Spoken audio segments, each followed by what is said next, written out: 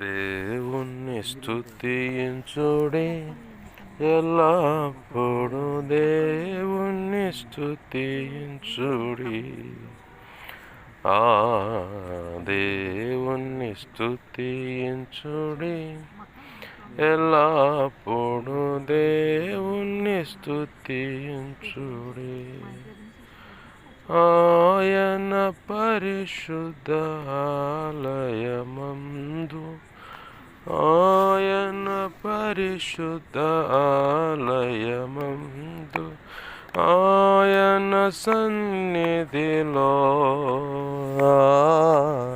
ఆయన సన్నిధిలో ఎల్లప్పుడు దేవుణ్ణి స్తుతించుడి. ఆమెన్. హల్లెలూయా. మంచిది. పరిశుద్ధ గ్రంథం తెరుద్దామండి. మొదటి దినవృత్తాంతములు గ్రంథము 16వ అధ్యాయము 34వ వచనం నేను చదువుతున్నాను, గమనించండి. యెహోవా దయాళుడు, ఆయన కృప నిరంతరముండును, ఆయనను స్తుతించుడి. చిన్న మాట ప్రార్థన చేసుకున్నాను. ప్రేమగల మా తండ్రి, నీకు వందనాలు, కృతజ్ఞతాస్తుతులు మా ప్రభువా. ఇంతవరకు నీ బిడ్డలు చేసిన ప్రతి ప్రార్థన కృపతో జ్ఞాపకం చేసుకోండి. ఆ ప్రార్థనలో మీరు తోడే ఉండండి అయ్యా. ఆ ప్రార్థనలు ఆలకించి ప్రభువా పరిశుద్ధపరిచి ప్రత్యుత్తరం ఇచ్చి ఆ ప్రత్యుత్తరం అనుభవించేలాగా ఆశీర్వదించమని అయ్యా. నీ నామాన్ని ఘనపరుచుకోవడానికి, కృతజ్ఞతాస్తుతులు చెల్లించడానికి కూడా కృపనివ్వమని బతిమలాడుతున్నాం.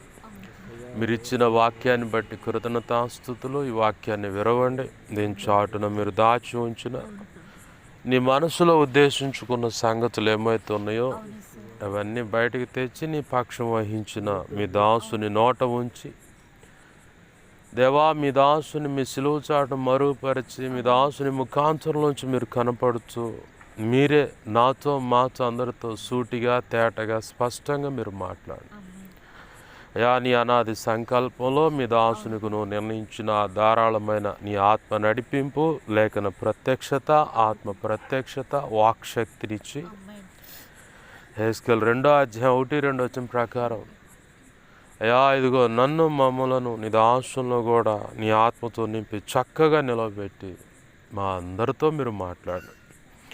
ఉపదేశాన్ని అడ్డగించాలని ప్రయత్నం చేస్తున్న దుష్టుడు, వాడి దూతలు, చీకటి అంధకార శక్తులు, పూజలు అందుకుంటున్న ఏవైనా ప్రాంతాన్ని పట్టి విరపిస్తున్న దురాత్మ, అంధకార, మాంత్రిక ప్రయోగ సంబంధమైన శక్తులు, అవి ఎంత ప్రమాదకరమైనా సరే వాటి ప్రభావాన్ని మీరు నాకు ఇచ్చిన అధికారం చొప్పున మేమంతా కలిసి యేసు నామములో బంధిస్తున్నాం.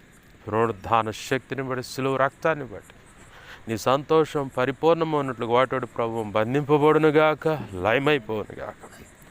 నా చుట్టూరు, మా చుట్టూరు, ఈ ప్రార్థనలు ఏకీపిస్తున్న బిడ్డల చుట్టూరు, మేమున్న ఈ గృహం, ఈ కాలనీ, గ్రామం, పట్టణం సమస్తం చుట్టూ ప్రభా నీ సిలువ రక్తపు కంచె, రక్షణ కంచె, అగ్ని కంచెను వేసి నీ చేతిని దాచిపెట్టి నీ మహిమేగాన్ని జ్ఞాపకం చేయబడి సమస్తంపై ఆవరింపచేసి దేవా నీ అగ్ని వంటి రథముల సైన్య సమూహం దేవదూతం చుట్టూ కావలి ఉంచి నిత్యం నీ కనుదృష్టి, ముఖకాంతి, తేజోమాన వెలుగు సన్నిధి కాంతి మాపై ప్రకాశింపచేసి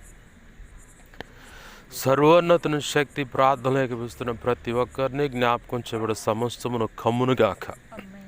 దేవా నీవే తోడు నడిపించమని జకరియా గ్రంథం 2వ అధ్యాయం 5వ వచనం ప్రకారం నీవే అగ్ని ప్రాకారమే జ్ఞాపకం చేయబడి సమస్తం చుట్టూ ఉండు అయా. నా చుట్టూ, మా చుట్టూ ఉండండి. మహిమేగాని జ్ఞాపకం చేయబడి సమస్తంపై ఆవరింపచేసి యెషయా 51:16 ప్రకారం నీ చేతి నీడలు నన్ను మమ్మల్ని దాచిపెట్టి మేమున్న ఈ ప్రార్థన ఏకీపిస్తున్న నీ ప్రియులున్న స్థలాన్ని సిలువ రక్తంతో కడిగి పవిత్రపరిచి సినాయి పర్వతంగా చేసి పరాక్రమశాలియు భయంకరమైన మహాదేవుడుగా, దహించు అగ్నిగా, త్రియేక దేవుడు అయిన మా కన్న తండ్రిగా, మా విమోచకుడుగా, 7 దీపస్తంభముల మధ్య సంచరించు యేసయ్యగా, స్తుతి సింహాసనాసనుడు అయ్యుండి నీ సన్నిధి ప్రభావం తేజో మహిమ చేత నింపి నీలోంచి ప్రభావం నలుదిక్కులు ప్రబలిలా చేసి మాతో మీరుండి సమస్త చీకటి అంధకార శక్తుల మాంత్రిక విగ్రహ సంబంధించిన పూజల వాటి ప్రభావం చేత వెరిపించి బాధించబడుతున్న ప్రతి ఒక్కరికి యేసు నామములు ఇప్పుడు విడుదల కలుగుగా. నీవే మా అందరితో మాట్లాడు, మా మనోనేత్రాలు వెలిగించు. ధర్మశాస్త్రం ముందు ఆశ్చర్యమైన సంగతులు చూచున్నట్లుగా నా కన్నులు తెరువని భక్తుడైనట్లుగా నువ్వు చెబుతున్నప్పుడు నీ మాటలు శ్రద్ధగా ఆలకించే చెవులు హృదయమును మాకు దయచేసి నీ మాటలు చదువుతున్నప్పుడు అయా ఆశ్చర్యమైన సంగతులు చూచున్నట్లుగా, వింటున్నప్పుడు ఆశ్చర్యమైన సంగతులు గ్రహించున్నట్లుగా కృప దయచి. నీ పక్షం వహించిన నేను ఎంత బలహీన నీకు బాగా తెలుసు. నీ మీదే అనుకున్న నీ కృప మీద ఆధారపడు. నా సమస్త అవిధేతలు, అతిక్రమ దోషాలు, పాప దోషాలు, ఆజ్ఞాతిక్రమలు క్షమించి నీ సిలువ రక్తంలో కడిగి పవిత్రపరిచి పరిశుద్ధ ఆత్మజ్ఞం పుటమే శుద్ధ సువర్ణంగా మార్చి పరలో శుద్ధ సువర్ణతలు నాపై ఇంకను గొప్పగా ఉంచి. ఇర్మియా 1:9-10 వచనాల ప్రకారం దేవా 9, 10, 18, 19 వచ్చిన ప్రకారం నీ కృప నాకు దయచి. నీవే తోడు నడిపించు, సహాయం ఇచ్చి అన్ని విధాలు ఆశీర్వదించమని మమ్మలను దేవా నీవు ఇచ్చిన లేఖనాన్ని బట్టి కృతజ్ఞతాస్తుతులు చెల్లిస్తూ, మాతో మీరు ఉన్నందుకు నీ కృతజ్ఞతాస్తుతులు చెల్లిస్తూ, నీ చేతులకే నన్ను మమ్మల్ని అప్పజెప్పుకొని నీ నామాన్ని గొప్ప చేసుకుంటూ ఉపదేశాన్ని సమస్తం నీకు అప్పచెబుతున్నాం మా తండ్రి. ఆమేన్. ఆమేన్. యేసు నామములో ప్రార్థించి సమస్తం పొందుకున్నాం మా తండ్రి. ఆమేన్. ఆమేన్. మంచిది.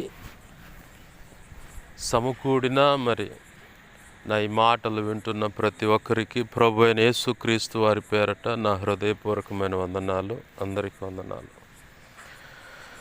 చదువుకున్న లేఖన భాగంలో సందర్భం ఏంటి అంటే, దావీదు మహారాజు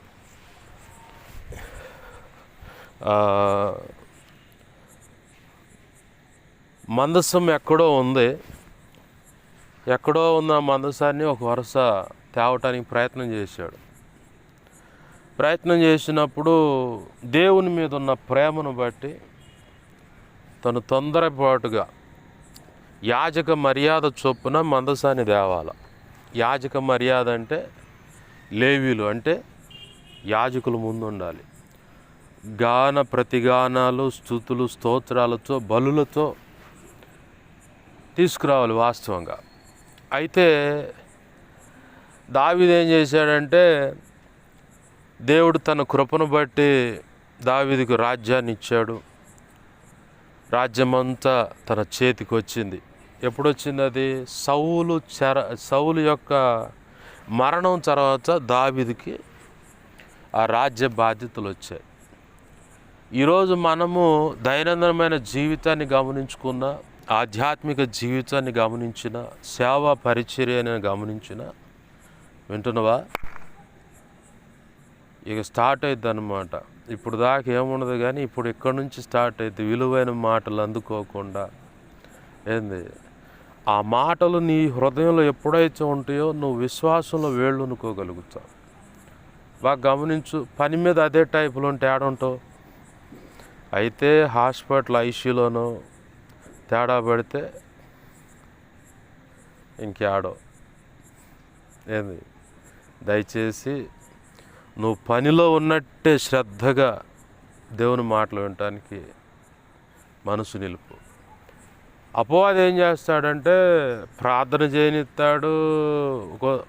వాడి క్యాజువల్ అలవాటు ఏంటంటే పాటలు పాడినిచ్చడం, వాక్యం చదవనిచ్చడం, ప్రార్థన చేయనీయడు. ఇది అందరికీ నడిచే వ్యవహారం. ఒకళ్ళకి ఏం చేస్తాడంటే ప్రార్థన చేయనిచ్చడు, పనులు చేయనిచ్చడు, పాటలు బానిచ్చడు. చివరికి వాక్యం వినేట ఆయనకి విలువైన సంగతులు, బ్రతుకు మార్చుకోవటానికి, విశ్వాసంలో వేళ్ళునుకోవటానికి,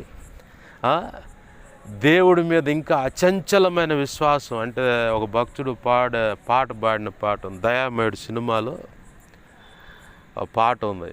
షాలేమాన్ కూడా అప్పుడప్పుడు పాడుతాడు. వస్తాడు వస్తాడు దివిని విడిచి వడివడిగా దిగి వస్తాడు అన్న పాటలో ఒక మాట ఉంది.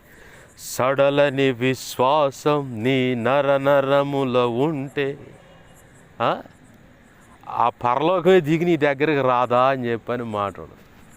ఆ మాట విన్నా కానిసి నేను ఈ ప్రార్థన చేస్తాను. ఆవగింజంత విశ్వాసం, అలాగే సడలని విశ్వాసం నా నరాల్లో జొప్పించు ప్రభువా.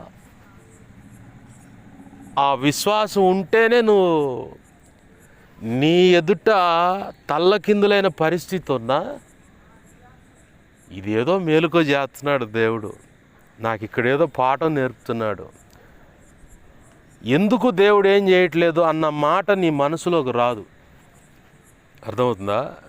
సడలని విశ్వాసం, ఆవగింజంత విశ్వాసం. నేను అనుదిన ప్రార్థనలు ఇదే అడుగుతా.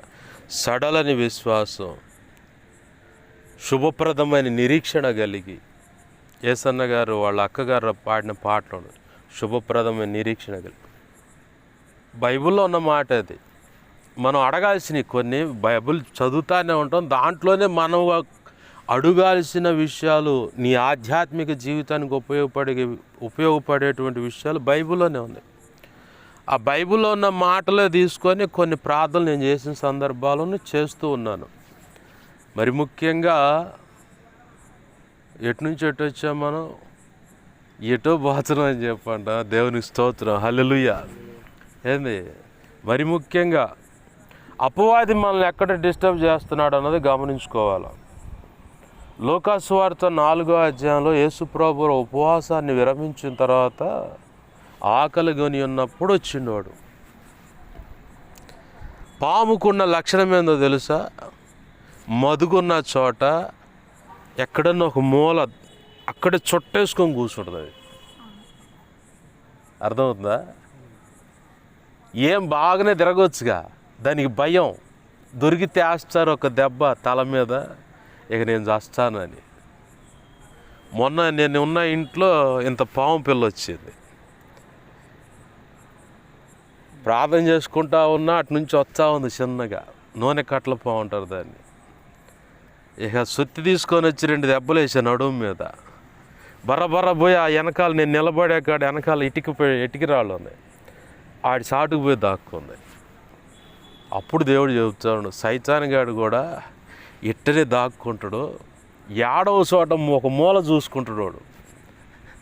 ఆ మూల చూసుకొని ఇక ఆడ కూర్చొని తెచ్చేసుకుంటాడు అనమాట. అంటే మూల అంటే దాని అర్థం ఏంటంటే అల్ప విశ్వాసము, అనుమానము, దేవుడికి నచ్చనటువంటి స్వభావం హృదయంలో దాచిపెట్టుకోవటము, లేదంటే దైవ చిత్తానికి వ్యతిరేకమైన ఏదో ఒక పని అన్ఎక్స్పెక్టెడ్గా కొన్ని అనివార్య కారణాలను బట్టి మనమే తొందరపడి అడుగులేస్తాం. నేను గమనించిన వాటిలో కొంతమంది, నేను ఉన్న గతంలో ఉన్న పరిచయంలో కొన్ని సంఘ బిడ్డల దగ్గర చూసిన విషయాలు ఏంటంటే, ఏమో విగ్రహారాధన చేయదు కానీ వాళ్ళ పిల్లల చేత విగ్రహారాధన చేస్తుంటే సైలెంట్గా చూస్తాడు.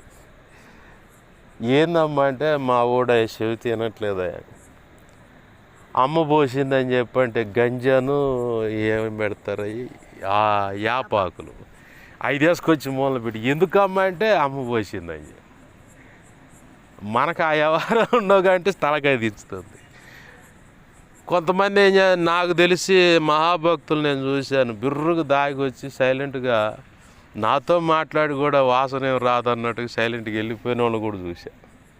తర్వాత కొంతమంది నా కాళ్ళ ఎదుట నేను కొన్ని మాటలు చెప్పిన దాన్ని బట్టి రక్షణ పొందిన వాళ్ళు ఉన్నారు, తర్వాత సిగరెట్ తాగుతున్న వాళ్ళు ఉన్నారు. నేను మందిరానికి పోతున్నా అని చెప్పాను, రక్షణ పొందాను, నేను ఇట్లా సిగరెట్లు అని ఇట్లా రకరకాలుగా నేను చూశాను. దేవునికి ఇది నచ్చదు అనుకున్న విషయాన్ని మనం ఎక్కడో చోట మన హృదయంలో తావిస్తాం. ఆ తావే సైతాన్ గాడికి నివాసస్థలం. ఇక అది ఒక వ్యక్తి మీద వ్యతిరేకత కావచ్చు, క్షమించలేని పరిస్థితి కావచ్చు, ఓర్చుకోలేని పరిస్థితి. అర్థమవుతుందా? ఓర్చుకోలేని పరిస్థితి ఏదో ఒకటి. ప్రభువు అయిన యేసుక్రీస్తు వారు ఏమైనది భాష గారు? సజీవుడై ఉన్నాడు అంట. దేవునికి మహిమ కలుగును గాక, హల్లెలూయా. సజీవుడై ఉన్నాడా? ఓకే, సజీవుడయ్యే ఉన్నాడు, కానీ ఏమై ఉన్నాడు? ఆయన ప్రేమ అయి ఉన్నాడు. ఏమై ఉన్నాడు? ప్రేమ అయి ఉన్నాడు. మనం ప్రార్థన చేస్తున్నాం, విజ్ఞాపన చేస్తున్నాం, వాక్యం చదువుకుంటున్నాం, లేదా ఆయా ప్రాంతాల్లో అవకాశం దొరికిన కాడ సువార్త సభలో వాక్యం వింటున్నాం, లేదు ఖాళీగా ఉంటాం ఎందుకని సెల్ ఫోన్లో వాక్యం వింటున్నాం, ఇంకా టీవీలో ఆ రక్షణ సువార్త నిరీక్షణ ఏయో రకరకాల ఛానల్స్ ఉన్నాయి, అక్కడ వాక్యం వింటున్నావా? వాక్యం వింటున్నావుగా, నేను చెప్పేది కూడా వింటున్నావుగా, ఏంది అన్నీ బాగానే ఉంది. ఇప్పుడు ఇవన్నీ జరుగుతున్న దాన్ని బట్టి మనలో ప్రేమ అనేది ఉత్పన్నం అవ్వాలి, అంటే ప్రేమ పొంగాల. లేఖనం అంటుంది ప్రేమ దోషాన్ని కప్పుతుంది.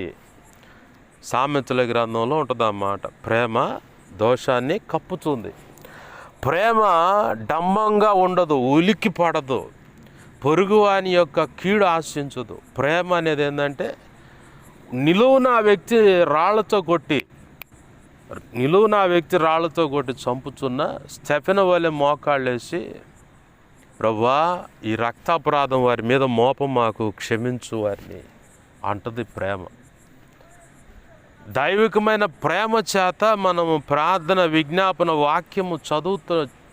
విజ్ఞాపన చేస్తూ వాక్యం చదువుతున్న దాన్ని బట్టి ఆ దైవికమైన ప్రేమ మనలో పుట్టాల, మన అంతరంగంలో అది గూడు కట్టుకొని ఉండాలి. ఎంతగా అంటే ఈ అమ్మాయి లేకపోతే నేను బ్రతకలేనండి, మా ఆయన లేకపోతే నేను బ్రతకలేనండి, మా ఆడోళ్ళు లేకపోతే నేను బ్రతకలేనండి డైలాగులు చెబుతారు. ఒకళ్ళు అయితే సూసైడ్ చేసుకొని చనిపోయిన వాళ్ళు కూడా వీడియోలు పెడుతున్న వాళ్ళు ఉన్నారు. కొంతమంది అయితే పైకి డమ్మంగా చెబుతారు కానీ ఆయన దారి ఆయింది, ఆమె దారి ఆమెది అన్నట్టు బ్రతికే వాళ్ళు ఉన్నారు. అయితే ప్రేమ ఎలా ఉండాలంటే బాగా గూడు కట్టుకొని పోవాలి, నరాల్లో ఇమిడిపోవాలి. వాక్యం కూడా అలానే, వాక్యమే ప్రేమ. ఈ పరిశుద్ధ గ్రంథం ఏంటంటే మానవ కోటికి, ఈ భూమి మీద ఉన్న యావత్ మానవాళికి ప్రేమ లేఖగా ఇవ్వబడింది. ఆమెన్, హల్లెలూయా. ప్రేమ లేఖగా ఇవ్వబడింది కాబట్టే ప్రియుడు తన ప్రియురాల కోసం సిలువలో తన ప్రాణాలు పెట్టాడు. ప్రియుడు తన ప్రియురాల కోసం సిలువలో ప్రాణం పెట్టాడు. ప్రాణం పెట్టేంతగా నిన్ను నన్ను ప్రేమించాడు. నువ్వు కూడా చేయాల్సింది ఏంటంటే ప్రాణం పెట్టేంతగా, వింటున్నావా, ప్రాణం పెట్టేంతగా నీ భార్యను ప్రేమించాలి, ప్రాణం పెట్టేంతగా నీ భర్తను ప్రేమించాలి, ప్రాణం పెట్టేంతగా పిల్లలైతే తల్లిదండ్రులు ప్రేమించాలి, ప్రాణం పెట్టేంతగా తల్లిదండ్రులు కూడా పిల్లలను ప్రేమించాలి, ప్రాణం పెట్టేంతగా నీవున్న సమాజాన్ని ప్రజలను నువ్వు ప్రేమించాలి. ఎందుకు? ఏదో రాబడి ఆర్థికంగా ధనం వస్తుందని కాదు. ఈ సమాజం నశించిపోకూడదు, ఈ సమాజంలో ఉన్న ప్రజలు రక్షించబడాలి. వారు మనం చెబితే వింటారని యేసుప్రభు వారు ఎక్కడ చెప్పలా, అర్థమైందా? వారు వినరు. ఇంకొక మాట కూడా చెప్పాడు యేసయ్య, నా నిమిత్తమై మిమ్మల్ని దూషిస్తారు, హింసిస్తారు, ద్వేషిస్తారు, రాజుల దగ్గరికి, చక్రవర్తుల దగ్గరికి, అధికారుల దగ్గరికి ఈడ్చుకొని పోతారు గాయపరుస్తూ. అయితే మీ బహుమతి పరలోకమందు అత్యధికమైందని సంతోషించండి అన్నాడు. ఇంకో మాట పేతురు భక్తుడు అన్నాడు, ఇంకొక అడుగు ముందుకేసి, మీరు శ్రమ పొందటం వల్ల మేలు చేశారు. ఒకవేళ ఇందాక అనుకున్నాం కుటుంబం పలానా ఇలా ఇదైందయ్యా అని చెప్పాను, వాళ్ళు ఇలా ఉన్నారని మేలు చేసాం. కానీ 1 కొరింథీ 15:58 గుర్తుపెట్టుకొని నువ్వు సంతోషించాల. ఎందుకంటే మేలు పొంది, పేతురు భక్తుడు అంటాడు, మేలు పొంది నువ్వు కీడు అనిపించడం, లేదంటే అవమానం, నింద, గాయపరచబడటం, ఇవన్నీ తండ్రి అనే దేవుని దృష్టికి యేసు నామాన్ని బట్టి హితము. హితం అంటే మంచిది అన్నాడు. ఆమెన్, హల్లెలూయా. నువ్వు ఇక్కడ నేర్చుకోవాల్సిన విషయాలు చాలా ఉన్నాయి, అర్థమవుతుందా? మొదటిగా మనము ప్రేమ చేత నింపబడాలి. ప్రేమ దోషాన్ని కప్పెడుతుంది, ప్రేమ డంబంగా ఉలిక్కి పడదు. ప్రేమ ఏంటంటే నీకు నువ్వు గుర్తుపెట్టుకోవాలా, ఆ ప్రేమకు ఇంకొక నిర్వచనం ఏంటంటే కృప. ఆమెన్, హల్లెలూయా. ఒకవేళ నీ ఇంట్లోనే ఆడపిల్ల మగపిల్లగాడు జీవితం తేడా పడింది, నడి రోడ్డు మీద వదిలేసి వస్తావా? వింటున్నావా? నడి రోడ్డు మీద వదిలేసి వస్తావా? ఎట్టన్నా కానీ నా కుమార్తె జీవితాన్ని బాగు చేసుకోవాలి, ఎట్టన్నా కానీ ఆ అమ్మాయి కుటుంబాన్ని నిలబెట్టాలి. ఒకవేళ పెళ్ళై ఉంటే లేదు పెళ్లి కాలేదనుకో, ఏదో చిన్న పొరపాటు జరిగింది, కానీ ఆడపిల్ల జీవితంలో చిన్న పొరపాటు కూడా అది మనకి ఒక పేపర్ తీసుకొని చిన్న డాట్ పెడితే తెల్ల కాగితం అంతా చూడరు. అంటే ఆ వ్యక్తిలో ఉన్న మంచితనము, వ్యక్తిత్వాలు, అంతకుముందు బ్రతికిన తీరు ఏమి చూడరు. ఆమె జీవితంలో అనుమతింపబడిన ఆ చిన్న మచ్చ, ఆ పరిస్థితే చూసి దాన్ని భూతత్వంలో పెట్టి మరి పెద్ద కొండగా ఈ లోకంలో ఉన్న వ్యక్తులు ప్రదర్శిస్తారు, కొండగా చూపిస్తారు. ఇక ఆ గాయాలను బట్టి ఆ కుటుంబం, ఆ తల్లిదండ్రులు, పిల్లలు అందరూ క్షోభ అనుభవిస్తారు అన్నమాట. అర్థమవుతుందా? అది కన్నతల్లిగా కన్నతండ్రిగా నీవైతే ఏం చేస్తావు? వదిలేసి రావు. ఎట్టన్నా నా బిడ్డ జీవితం బాగుపడాలని తపన పడతావు. ఎట్టన్నా నా బిడ్డను ఒక అయ్యే చేతిలో పెట్టాలని ఆశపడతావు. ఎట్టన్నా కానీ ఒకవేళ అల్లుడి దగ్గర నుంచి వ్యతిరేకత వస్తే ఏదన్నా కానీ దేవా నీవే కనికరించని చెప్పని బతిమలాడాను సరే ఆ అమ్మాయి జీవితాన్ని నిలబెట్టాలని. మగ పిల్లగాడైతే వాడి జీవితాన్ని ఎలాగైనా కట్టాలని. ఎందుకంటే మగ పిల్లగాడికి ఎన్నో రకాల నిందల అవమానాలు ఉన్న లోకంలో అంటారు, ఆడపిల్లకు నిండుగా గుడ్డలు ఉండాలిరా, మగవాడిది ఏముందిలే, ఆడజీనికి ఎట్ట గుడ్డలు వేసుకున్నా కానీ ఏమీ కాదు, వాడిది ఏముందిలేరా అని. జీవితాలు తారుమారైనప్పుడు కూడా ఆడపిల్ల జీవితం అంతే ఉంటుంది.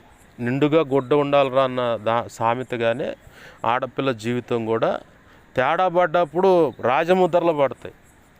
మగపిల్లగాడి జీవితాన్ని చూడు, వాడు ఎంతమంది ఆడపిల్లని అల్లరి చేసి వచ్చి రోడ్డు పాలు చేసి కుటుంబాన్ని గందరగోళం చేసినా వాడికి పిల్లనిస్తారు. ఆడపిల్లకి ఇస్తారా? అసలు ఎందుకు వచ్చారు వీళ్ళు అని చెప్పంటే ఆ ఇంటికి ఏంది కారణం ఏంటి అవన్నీ ఆరాధీసి మరి నీకు తెలుసా ఆ అమ్మాయి ఇది సంగతి అని చెప్పని రాజముద్రలేసి పక్కన వాళ్ళే పంపిస్తూ ఉంటారు సంబంధాలు కుదరకుండా. ఈ ఉదంతం ఎందుకు దేవుడు పరిచయం చేస్తున్నాడంటే, మన కడుపును పుట్టిన పిల్లలు అయితే తేడా పడితే రోడ్డును వదిలేయం. మరి రోడ్డును వదిలేయకునే మన పరిస్థితి అలా ఉంటే మరి నీ కోసం నా కోసం ఆ శిలువలో ప్రాణం పెట్టి రక్తాన్ని చిందించి శ్రమలు అనుభవించి పునరుద్ధారుడై తిరిగి లేచి మానక ప్రతినిత్యం విజ్ఞాపన చేస్తూ నీ యోగక్షేమాల కోసం ప్రార్థన చేస్తా, కునుకక నిద్రించక నిన్ను కాపాడుతా.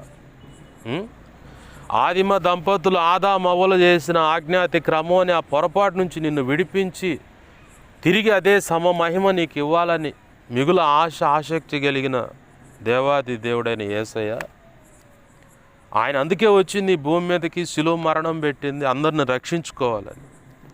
ఉట్టినే రాలా, అర్థమవుతుందా? ఉట్టినే రాలా. ఆ సమస్త యావత్తు జరిగించి నిన్ను రక్షించుకున్న దేవుడు నువ్వు దారి తప్పుతూ ఉంటే చూస్తూ ఉంటాడు. ప్రేమకి ఇంకొక నిర్వచనం ఏంటంటే, అర్హత లేని వాడికి అర్హత కల్పించటమే కృప. ఆ కృపే రెండో నిర్వచనం ప్రేమకి. ఈ ప్రేమ ఉన్న వాడిలో ఖచ్చితంగా కృప ఉంటుంది, కృప బతికే ఉంటుంది. కృపకున్న లక్షణాలు ఏంటంటే, ఏ నాటికైనా సరే ఆ వ్యక్తి మారుతాడు, ఏ నాటికైనా సరే నా ప్రభు పట్టుకుంటాడు, ఎట్లయినా సరే నా ప్రభు తీసుకొస్తాడు. ఈ కృపకున్న లక్షణాలు ఇవి. ఎట్లయినా సరే కృపకున్న లక్షణం ఏంటంటే, ఏ చిన్న కారణాన్ని ఉపయోగపెట్టుకొనైనా ఆమెను లేదా అతనిని ప్రయోజకరమైన పాత్రగా చేయాలి, ఆశీర్వదించాలి. ఏదో ఒక కారణాన్ని ఉపయోగపెట్టుకుంటాడు. ఆ కారణం ఉపయోగపెట్టుకున్నప్పుడే మనకు తెలియకుండా, నేను ఇందాక అన్నాను కదా, నిరీక్షణ కోల్పోవద్దు, విశ్వాసాన్ని వదిలిపెట్టవద్దు, పట్టు విడవకుండా ప్రార్థన చేయి. ఇందాక చెప్పాక 1 కొరింథీ 15:58 ప్రభు నందు నీ ప్రయాస వ్యర్థం కాదని గుర్తుపట్టు.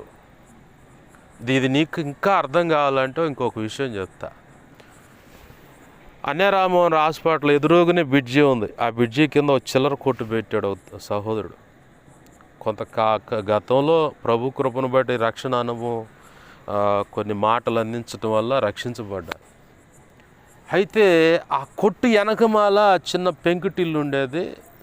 ఆ తల్లి నడుము వంగిపోయి నడుస్తా భిక్షాటన చేస్తాడు, అడుక్కుంటాడు, బీడీలు కూడా తాగుద్దాం. అయ్యా ఇట్టుంది ఇది పరిస్థితి, ముగ్గురు కొడుకులు ఒక ఆడపిల్ల, ఇట్లా ఉంది పరిస్థితి. వింటున్నావా? ఎంతమంది కొడుకులు? ముగ్గురు కొడుకులు, ఒక ఆడపిల్ల. ఏంది వాళ్ళ పెళ్ళిళ్ళు అయినాయి. చివరోడికి పెళ్లి కాలి, ఇప్పటికి కూడా లేదు. ఆ తల్లి అంతకుముందు రక్షణ పొందిన తర్వాతే కాలం చెల్లింది, ప్రభునందు నిద్రించింది, వెళ్ళిపోయింది. అయితే ఆ అమ్మకి వాళ్ళ అమ్మాయికి వింటున్నావా, వాళ్ళ కోడలకి రెండో కోడలకి దేవుని మాటలు చెబుతుంటే ఈ పక్కన ఇంకొకళ్ళు ఉన్నారు. వాళ్ళు వచ్చి అన్నారు, పద్దాకలు వాళ్ళు చెబుతూ చెప్పమాకు, వాళ్ళు అసలు మారరు అని. నేనన్నా, ఒక స్తంభాన్నో ఏదో గురి చూసుకొని 10 రాళ్ళు ఇసిరేస్తా, ఏదో ఒక రాయి తగులుద్ది. నేను అనేక సార్లు ఇలా చెబుతుంటే మీరు ఇట్లా అంటున్నారు కదా, నేను చెప్పిన మాట ఏదో ఒకటి పట్టుకుంటుంది. వింటున్నావా? దేవునికి మహిమ కలుగును గాక. హల్లెలూయా. ఏదో ఒక మాట పట్టుకుంటుంది, వాళ్ళని ఖచ్చితంగా రక్షించబడతారని. ప్రభు మహా ఉచిత కృప ఏంటంటే, నా విశ్వాసాన్ని బలపరచడానికి, అవతల మాట్లాడిన వాళ్ళకి సిగ్గు కలగటానికి ప్రభు చేసిన పని ఏంటంటే ఆ ఇద్దరిని రక్షించండు. దేవునికి మహిమ కలుగును గాక. హల్లెలూయా.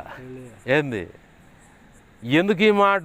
షాలేమన్న చెప్పిన మాట అది. 10 రాళ్ళే 10 సార్లు చెప్పు, నిన్న ఒక సమాజానికి వెళ్ళమండా, వెళ్ళు. ఎవరన్నా ఆశ్రయం ఇచ్చారు ఇంట్లో, చిన్నగా సంఘక్రమం జరిగిస్తా ఉండు, దేవుడే కృపనిస్తాడు. అభిషేకం అంటే ఆ టయానికి వచ్చుద్ది. వింటున్నావా? అభిషేకం అంటే ఆ టయానికి వచ్చుద్ది. చిన్నగా దేవుడు ఒక సమాజానికి వెళ్ళమండా, వెళ్ళు. ఆ ఊళ్ళో తిరిగి ప్రార్థన చేయి.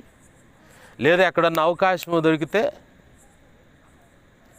అవకాశం దొరికిందనుకో, వాళ్ళు అవకాశం ఇస్తే ఆ ఇంట్లో కూర్చొని చిన్నగా ప్రార్థన చేయటం మొదలుపెట్టు.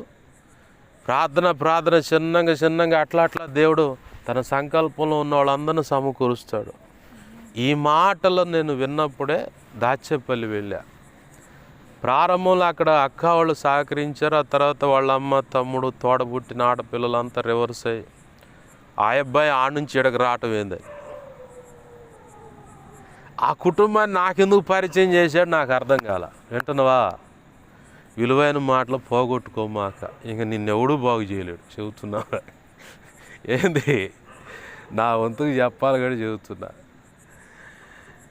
ఆ కుటుంబాన్ని ఎందుకు నాకు తోడు చేశాడో తెలియదు, కానీ ప్రభు ఎదుట యథార్థంగా 100% వాళ్ళు సాక్ష్యం ఇస్తారు.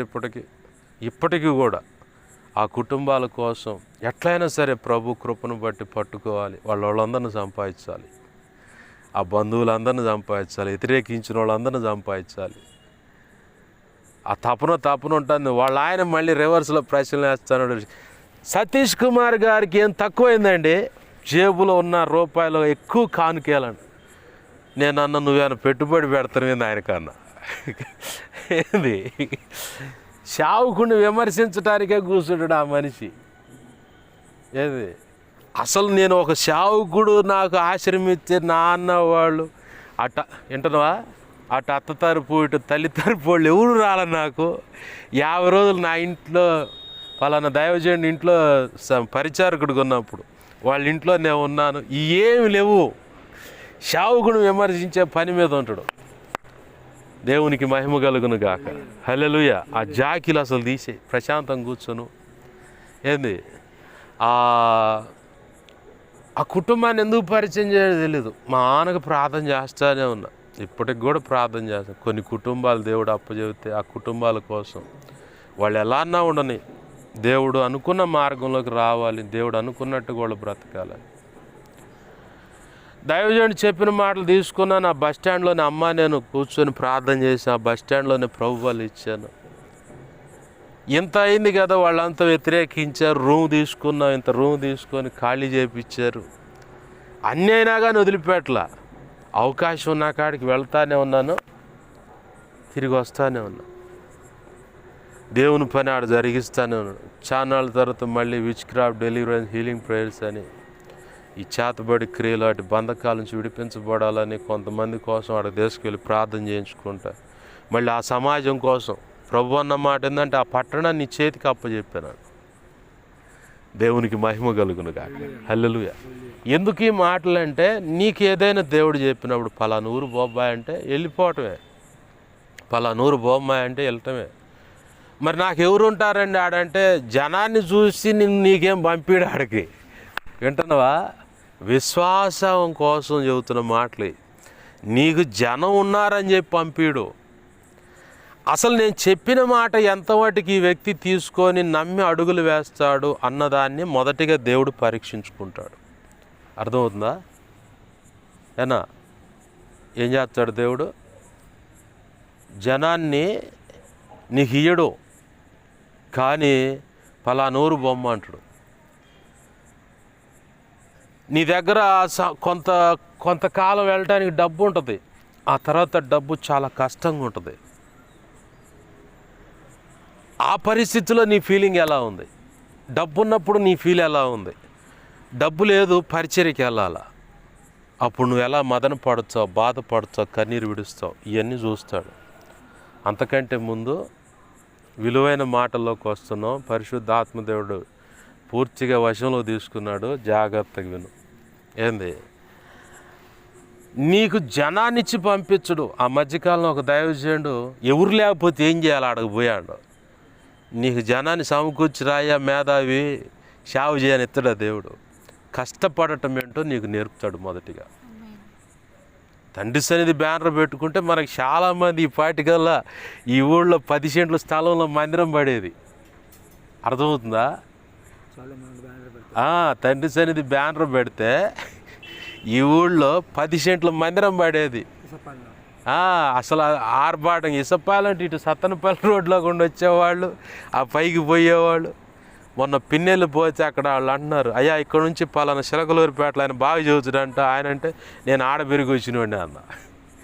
దేవునికి మహిమ కలుగును గాక. హల్లెలూయా. ఆటోలు వెళ్తున్నారయ్యా మా ఊరు నుంచి అన్నారు. సరే మంచిదేలేమ్మా అన్న. ఆ బ్యానర్ పెడితే మనకు వస్తారు, కానీ ఆ బ్యానర్తో పని లేకుండా ఇప్పుడు ఆ దైవజనులు ఎవరో చాలామంది నాకు చెప్పిన వాళ్ళు, పరిచయమైన వాళ్ళు చెప్పిన వాళ్ళు, మంచి సేవ చేస్తున్నావు, నువ్వు కష్టపడి సేవ చేస్తున్నావు అన్న. అంటే ఆ బ్యానర్ ఉన్న బట్టి ఆయనకు విలువిస్తున్నారు, కానీ ప్రజెంట్ ఉన్న సేవకుడికి విలువరు. అంటే పైన పిక్చర్ ఉంది, ఆ పైన యేసయ్య ఉన్నాడు, ఆయనకి మధ్యలో షాలేంరాజు గారు ఉన్నారు, ఈ ముందు సేవకుడు ఉన్నాడు. ఇప్పుడు వీళ్ళంతా గ్యాదర్ అయ్యే దేనికి? యేసు నామాన్ని బట్టి, తర్వాత ఆయన పక్షంగా నిలబడ్డ సంఘ కాపరైన షాలేంరాజు గారిని బట్టి, ఆ తర్వాత ఆయన అనుచరుడైనటువంటి ఈ సేవకుడిని బట్టి. కాబట్టి మాకంటే నీకు ఎక్కువ బహుమతి వచ్చుద్దాయని ఆ దైవజనులు చెప్పిన సందర్భాలు ఉన్నాయి. కష్టపడటం నేర్పుతాడు మొదటిగా. ఒక ఊరు బొమ్మ అంటే వెళ్ళటమే విశ్వాసాన్ని బట్టి. అక్కడ ఆ వ్యక్తులకి సువార్త చెప్తానన్న చెప్తుంటే వాళ్ళు తృణీకరించారు, కానీ ఆ వ్యక్తులు ఇద్దరు రక్షించబడ్డారు. ప్రభునందు నా ప్రయాస వ్యర్థమైందా? కృపలో ఉన్న లక్షణం ఇంకొకటి, ప్రేమలో ఇంకొక అంటే కలర్ జిరాక్స్ అనుకోవచ్చు కృప. ఈ కృపలో ఉన్న గుణాలు ఏంటంటే విశ్వాసంతో నమ్మేస్తుంది, ఇక వెళ్ళిపోదు. ఎట్లయినా సంపాదించుకోవాలి, ఎట్లయినా ఆ వ్యక్తిని సంపాదించుకోవాలి. ఆ ప్రేమ నీలోకి వచ్చిందంటే, ప్రార్థన విజ్ఞాపన నీలో పూర్తిగా వేళ్ళునుకున్నప్పుడు, వాక్యము నీ హృదయంలో పూర్తిగా పదిలమైనప్పుడు ప్రేమ పొంగుద్ది, ఉత్పన్నమవుతుంది. ప్రేమ నరాల్లో జీర్ణించుకుపోద్ది. నీ మాటలో, నీ తలంపులో, నీ ఊహల్లో, ఆలోచనలో, హృదయ స్పందనలో, అన్ని విషయాల్లో, చివరికి నువ్వు చేసే సహాయంలో కూడా, ఎదుటి వ్యక్తి విషయంలో కదిలే విధానం కూడా ప్రేమ నువ్వు చూపిస్తావు. తర్వాత కృప కూడా చూపిస్తావు. కృప ఇక మొత్తాన్ని సంపాదించాలనే ప్రయత్నంతోనే ఉంటుంది. ఒక వ్యక్తి తొందరపడి ఎవరినైనా గాయపడే మాట అన్నాడు అనుకో, వెంటనే కదిలిపోతావు. ఎందుకు ఆ మాట అంటున్నాడు ఇతను తొందరపడి అన్న భావన నీలో వచ్చుద్ది, ప్రేమ కృప కనుక ఉంటే. అర్థమవుతుందా? అయితే సబ్జెక్ట్లోకి వద్దాం. ప్రభు నిన్ను ఒక ప్రాంతానికి వెళ్ళమంటే వెళ్ళటమే. మొట్టమొదటి బాగా గుర్తుపెట్టుకో, నేను సేవ చేయాలంటే నీకులో మొదటిగా రావాల్సిన 2 లక్షణాలు ఉండాలి, ముఖ్యమైనవి. తర్వాత ఇంకా చాలా ముఖ్యమైనవి ఉన్నాయి. ఆ ముఖ్యమైన 2 లక్షణాలు ఏంటంటే, ఒకటి ఓర్పు. అర్థమవుతుందా? ఒకటి ఓర్పు, రెండవది, నీ భార్యగా వచ్చి అది ఎవరైనా సరే వాళ్ళు ఓర్చుకోవాలి.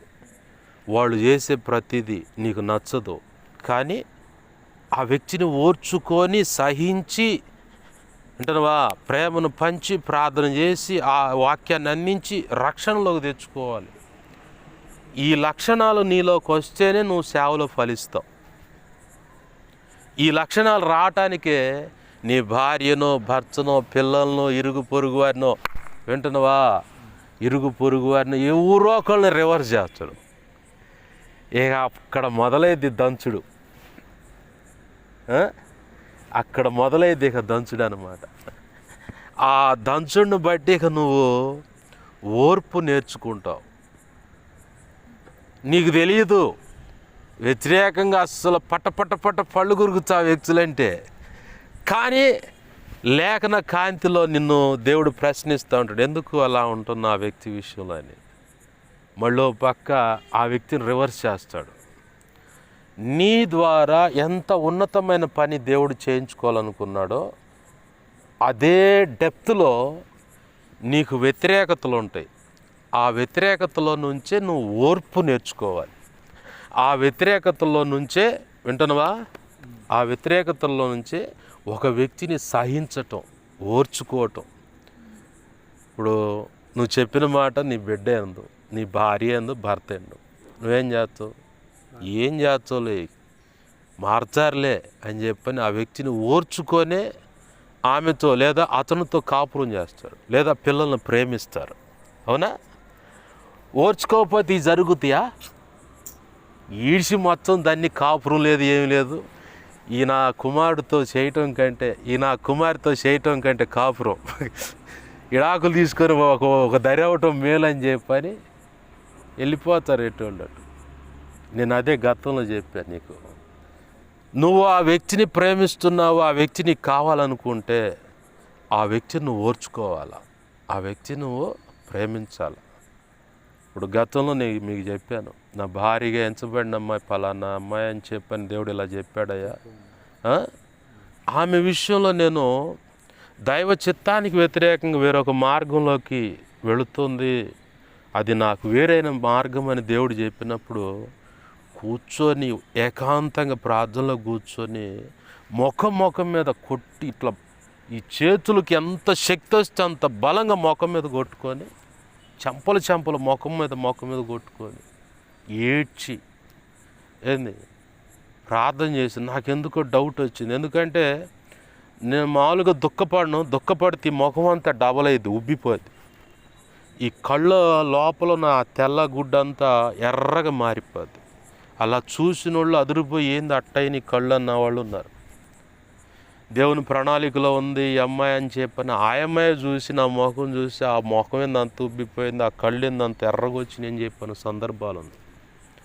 ఏంది అది నాకు డౌట్ వచ్చిపోయి అర్థం చూసుకున్నా. ఈ రెండు కళ్ళల్లో ఇటు ఒక పక్క ఒక కంట్లో బ్లడ్ క్లాట్ అయింది, కొసులు అంటారు కదా, ఇక్కడ పుసి జరుగుతుంది, అక్కడ బ్లడ్ క్లాట్ అయింది. ఎందుకు అంటే ఒక పక్క రివర్స్ చేసి దేవుడు తను అనుకున్న ప్రణాళికలోకి నన్ను మెల్ట్ చేస్తున్నాడు, మరో పక్క ఆ వ్యక్తిని ఓర్చుకోవటం, ప్రేమించటం అనే విషయం చూపిస్తూ ఉన్నాడు.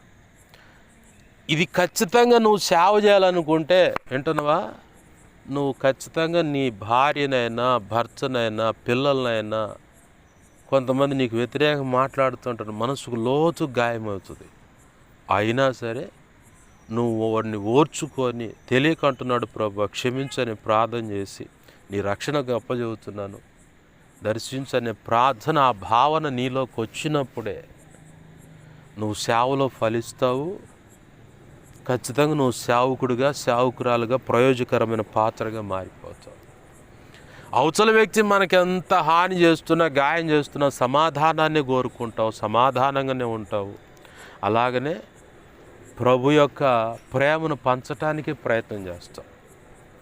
ఇప్పుడు నేను ఉన్న ఆ కాలనీలో చాలామంది ఇప్పుడు ఎంత భయంకరంగా ఉందంటే, ఇంట్లో జరుగుతున్న రోజు నోరు తెరిచి కొంతమంది ప్రార్థన చేస్తే నేర్చుకుంటారని ప్రార్థన చేస్తుంటే అది కూడా నచ్చక మా ఇంటి ఓనర్ వాళ్ళ తమ్ముడు ఇంట్లో లోపల పోయి భయంకరంగా బూతులు ఆడుతున్న తాగి, నేను మెలకుండా ఉన్నా. తెలుసు, అతనే తిడుతున్నాడని. ఆడ అసలు ప్రార్థన లేకుండా చేయాలి అది ఇది అని చెప్పని ఉన్నారని నాకు తెలుసు. అయినా సరే నేను ఇట్నే అంటున్నా, వాళ్ళు ఎవరో నాకు తెలుసు, కానీ నన్ను బట్టి అలా గాయమైతే క్షమిస్తున్నాను. దేవుని పని ఆటంకపరిస్తే ఇలాగా నష్టపోతారు, జాగ్రత్త అని చెబుతారు. 1 కొరింథీ 3:16-17 ప్రకారం ఇట్లా దేవుడే పగస్తుడై పాడు చేస్తాను అంటున్నాడు అని చెప్పారు. మెట్టుకు మనం ఇక్కడ నువ్వు సేవ చేయాలనుకుంటే నీలోకి రావాల్సింది మొదటిగా ఓర్పు. ఓర్పు లేకుండా సేవలో నువ్వు ఫలించలేవు. ఓర్పు ఎన్ని రకాలుగా ఉంటుందంటే, ఓర్పు ఉంటేనే ఏనాటికైనా ఆ వ్యక్తి మారుతాడనే నిరీక్షణతో నమ్మిక కలిగి ప్రార్థన చేస్తావు. ఓర్పు ఉంటేనే ఖచ్చితంగా నా ప్రభు ఒక మాట ఇచ్చాడు కాబట్టి ఖచ్చితంగా అది సక్సెస్ అవుతుంది. ఆయన మాట ఇచ్చాడు, నేను నమ్ముతున్నా. ఇప్పుడు నేను 2020 సంవత్సరం ఆగస్టు మాసంలో దేవుడు నాతో మాట్లాడు, నువ్వు రావాలి బయటికి, తండ్రి సన్నిధిలోంచి బయటికి రావాలి. నేను బయటకు వస్తే నా బ్రతుకు ఎలా ఉంటుందో నాకు తెలుసు. ఎందుకంటే అక్కడ వాళ్ళు నమ్మరు, లేదంటే చుట్టూ ఉన్న సమాజం ఆ సంఘాన్ని బట్టి వ్యతిరేకంగా ఉంటున్న వాళ్ళు కూడా నమ్మరు. నా ముఖాన్ని చెప్పారు, వీళ్ళు ఇంతే మాట్లాడతారులే కానీ మచ్చటంగా మొత్తం లాక్కపోతారని. విన్నా, ఇవన్నీ విన్నా. కానీ నన్ను నేను ఫౌండేషన్ వేసుకోవటం అనేది చాలా కష్టమైన పని. ఇప్పుడు అందరూ ఆ బ్యానర్ మీద కొద్దో గొప్ప కొంతమందిని సమకూడుతున్నారు, కానుకలు, ఇవన్నీ వ్యవహారాలు అవి మామూలు కామనే. ఆ బ్యానర్ పెట్టుకుంటే నాకు వస్తారు, నీకు ఇందాక అదే చెప్పింది, వస్తారు. కానీ ఏం కాదు, ప్రారంభం నుంచి పునాది వేయటం, ఇక అది ఎంత కష్టమో చూడండి. కానీ ప్రభు చెప్పాడు, చేస్తున్నాం. నా ప్రభు నా విశ్వాసాన్ని బలపరచడానికి పాటలు రాయిస్తున్నాను అన్నాడు, పాటలు రాయించాడు. ఆ తర్వాత ఆ రోజు నాతో చెప్పిన మాటలు ఇవి, పుస్తకాలు రాయిస్తాను, అనేక భాషలో తర్జుమా చేపిస్తాను, అనేక పాటలు రాయిస్తాను, అనేక భాషలో తర్జుమా చేసి పాడిస్తాను, క్రైస్తవులంతా పాడుకుంటారు. పుస్తకాలు అయితే దేశంలో ప్రపంచంలోని అన్ని దేశాలు నింపుతాను అని. ఇంతమంది సేవకుగా నువ్వు సిద్ధపరచాలి అని షాలింరాజు గారు వచ్చి మాట్లాడుతాడు. ఆ తర్వాత నువ్వు పరిచయ పేరు చెప్తావా అని. అట్నే జరిగినాయి. ఇప్పుడు మీరు ఆశపడ్డారు సువార్త పుస్తకం ఏదన్నా చేతిలో ఉంటే బాగుండని ప్రార్థన చేయండి అన్న. ప్రభు సంకల్పంలో దాన్ని ముందుకు తెచ్చాడు. రక్షణ సువార్త పుస్తకం ఒకటి రెడీ చేపిస్తా ఉన్నాడు. ఏంది ప్రభు చెప్పాడు, నేను పుస్తకం రాయిస్తాను అని చెప్పాను. మొట్టమొదటి పుస్తకం పేరు ఇదే అని చెప్పాను, డైరీలో రాసుకున్నాను. అది మర్చిపోయి ఆడుందో తెలియదు. 2 సంవత్సరాలు ప్రార్థన చేశాను, తెలివి గుర్తుండి ఇక ఏదన్నా కానీ.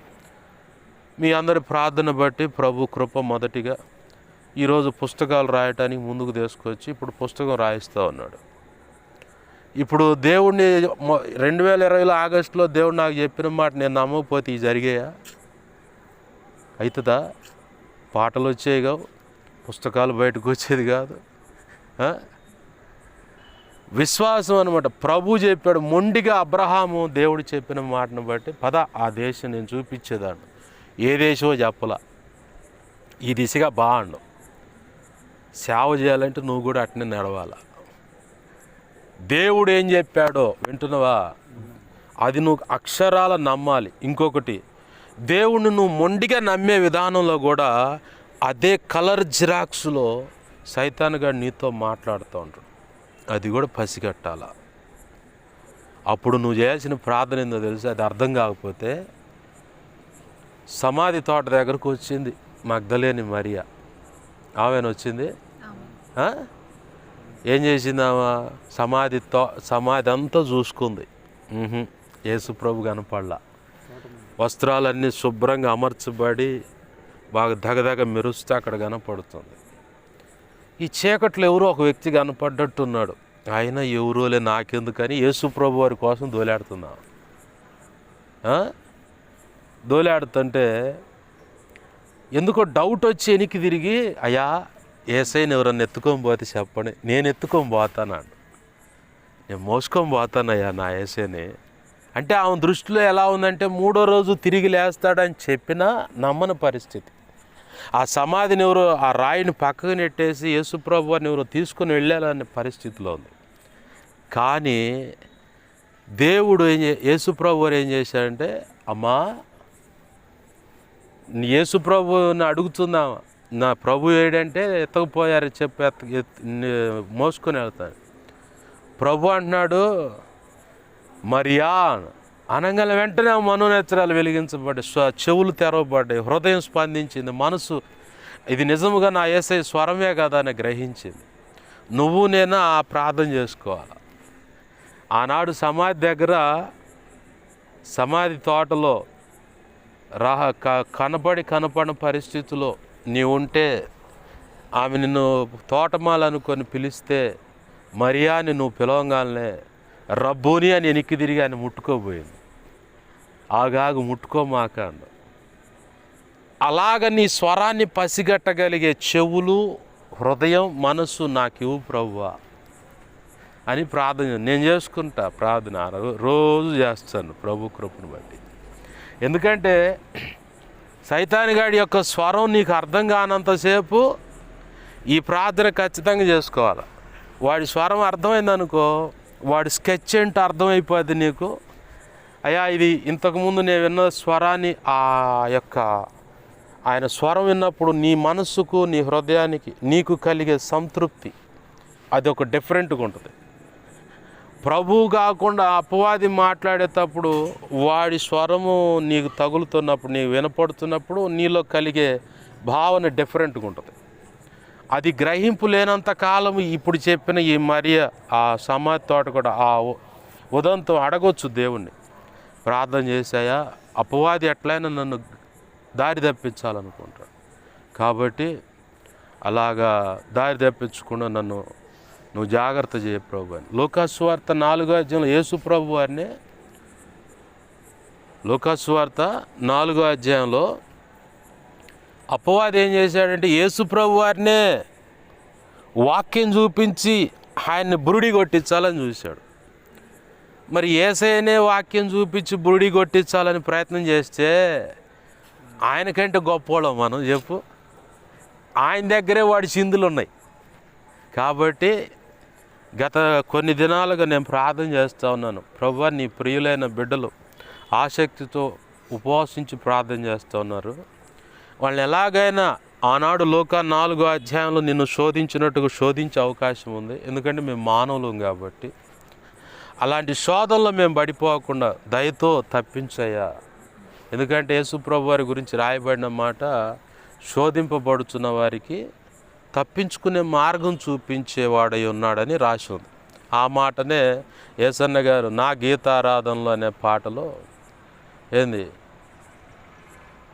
శోధింపబడే వారికి తప్పించుకునే మార్గం చూపించేవాడవై ఉన్నావు అనే మాట పెట్టాడు ఆడ ఆ పాటలో.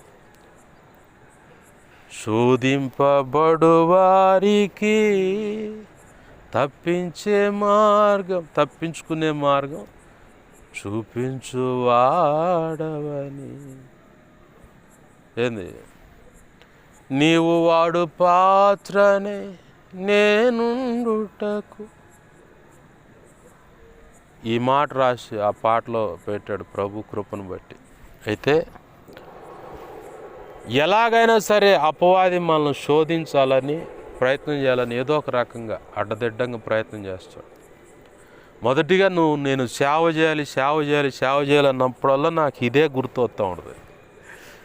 ఒక మనిషిని ఓర్చుకునే మనసు నీకు ఉండాలి, సహించే మనసు నీకు ఉండాలి, అలా గాయపరుస్తున్న ఆ వ్యక్తిని ప్రేమించే మనసు నీకు ఉండాలి. యేసయ్య శిలువలో చేసింది అదే పని. కింద చీట్లు వేస్తున్నారు, ఎంత అసహ్యంగా ఉంటుంది. నువ్వు మేలు చేశావు, అయినా నీకోసం నీ మీద కుట్ర పని వ్యతిరేకంగా ఉంటే నీకు ఎలా అనిపిస్తుంది? మానవ బుద్ధితో మనం ఆలోచిస్తే ఎలా ఉంటుంది? ఏదన్నా దొరికితే బాగుండి ఒక్క దెబ్బ తిండి లేపేద్దాం అనిపిస్తుంది, అవునా? కానీ యేసయ్య అంటున్నాడు, వస్త్రాలు ఆడ చీట్లు వేసుకొని పంచుకుంటుంటే మరో పక్క ఏలీ లామా సబక్తాని అంటే అరే ఆగు ఆ మాటలు ఎన్నవా, ఏలి అని పిలుచున్నట్టుండో రాని దించుతుడేమో చూద్దాం. మరో పక్క ఇంకొకడేమో సమాధుల్లోంచి మనుషులను బతికించి లేపినోడా, వాస్తవంగా నువ్వు దేవుడు కుమారుడు అయితే ఆ శిలువ దిగిరా, ఆ 3 మేకులు బీక్కొనిరా. ఇలా అర్భకులు అనొచ్చు, అజ్ఞానులు కొంతమంది 3 మేకులు బీక్కోలేనోడంటే ఒరయ్యా ఆ 3 వీక్కోవటం చేతగా కాదు, ఆ 3టికి అప్పచెప్పుకుంది ఎందుకంటే నన్ను రక్షించుకోవటానికి. మనందరికి మూలపిత్రుడైన ఆదాము, మూలపిత్రురాలైన అవ్వ చేసిన ఆజ్ఞాతిక్రమం అనే పాపం, ఆ పాపం నుంచి నిన్ను బయటేయటానికి, నన్ను మనందరిని బయటేయటానికే ఆయన ఆ 3 మేకులకు అప్పచెప్పుకోండు, విషపూరితమైన ముళ్ళకు అప్పచెప్పుకోండు. అవునా? అలా ఒళ్ళంతా పచ్చి పుళ్ళు గాయాలై ఉంటే ప్రభు అంటున్నాడు ఆ చీట్లు వేసుకునే వాళ్ళని చూసి, ప్రభువా వీళ్ళేం చేస్తున్నారు, వీరు ఎరుగురు గనక వీరిని క్షమించు, వీరిని క్షమించు. ఈ మనసు నీలోకి రావాలా, వస్తుంది ఖచ్చితంగా. చిన్నగా ఆ ట్రైనింగ్ పీరియడ్లో ట్యూన్ చేసేటప్పుడు వింటున్నావా, వజ్రాన్ని కూడా రబ్బింగ్ చేస్తారు, తర్వాత పాలిష్ పడతారు. రబ్బింగ్ అంటే కొంచెం కఠినంగా కట్ చేసేవారు, పాలిష్ అంటే సున్నితంగా నిన్ను మెల్ట్ చేసేవారు. పరమగీతాలు పత్రికల గురించి అంటే నారి మణి అనే మాట విషయంలో, నారి అనే మాటకి మొన్న మధ్య దేవుడు వాక్యం చెప్పించి, నారికి రబ్బింగ్ పెట్టాడు, పాలిష్ ఉంది జాగ్రత్త అని ఉంది మాట. వింటావా? నారికి రబ్బింగ్ పెట్టాడంటే కఠినంగా కట్ చేయాల్సిన విషయాలు కట్ చేశాడు, అయితే పాలిష్ ఉంది సున్నితంగా చేసి. ఈ సున్నితంగా అనే వాటికి నీకు ఇంకా అర్థం కావాలంటే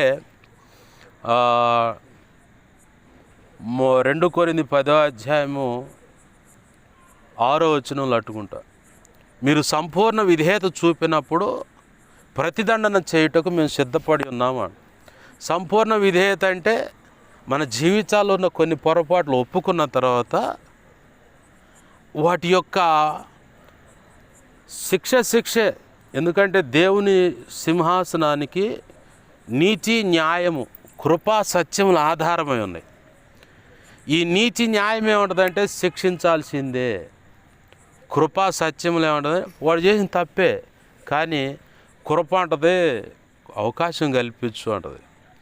దీన్ని నీకు ఇంకా పూర్తిగా అర్థం కావాలంటే దావీదు బెర్షెబాతో పాపం చేసి ఉరియాని చంపించినప్పుడు నాతాను ప్రవక్త వస్తాడు. ఎప్పుడుకి వస్తాడు నాతాను ప్రవక్త చెప్పు? ఎవరిని చంపిన తర్వాత? నేను అడిగింది ఎప్పుడుకి వస్తాడని. ఈ మాటల్లో చాలా నిగూఢమైన సంగతులు ఉంటాయి మనం మాట్లాడే మాటలని. ఉరియాని చంపిన తర్వాత నాతాను ప్రవక్త ఎప్పుడు వస్తాడన్న అంటే దానికి కాలం ఉంది మధ్యలో, సంవత్సరం కాలం తర్వాత వచ్చాడు. అర్థమవుతుందా? నెబుకద్నెజరు అనేవాడికి కల చూపించాడు దేవుడు జరగబోయేది ముందే. దీని భావన ఎవరు చెబుతారంటే దానియేలు పట్టరండి అని చెప్పాడు.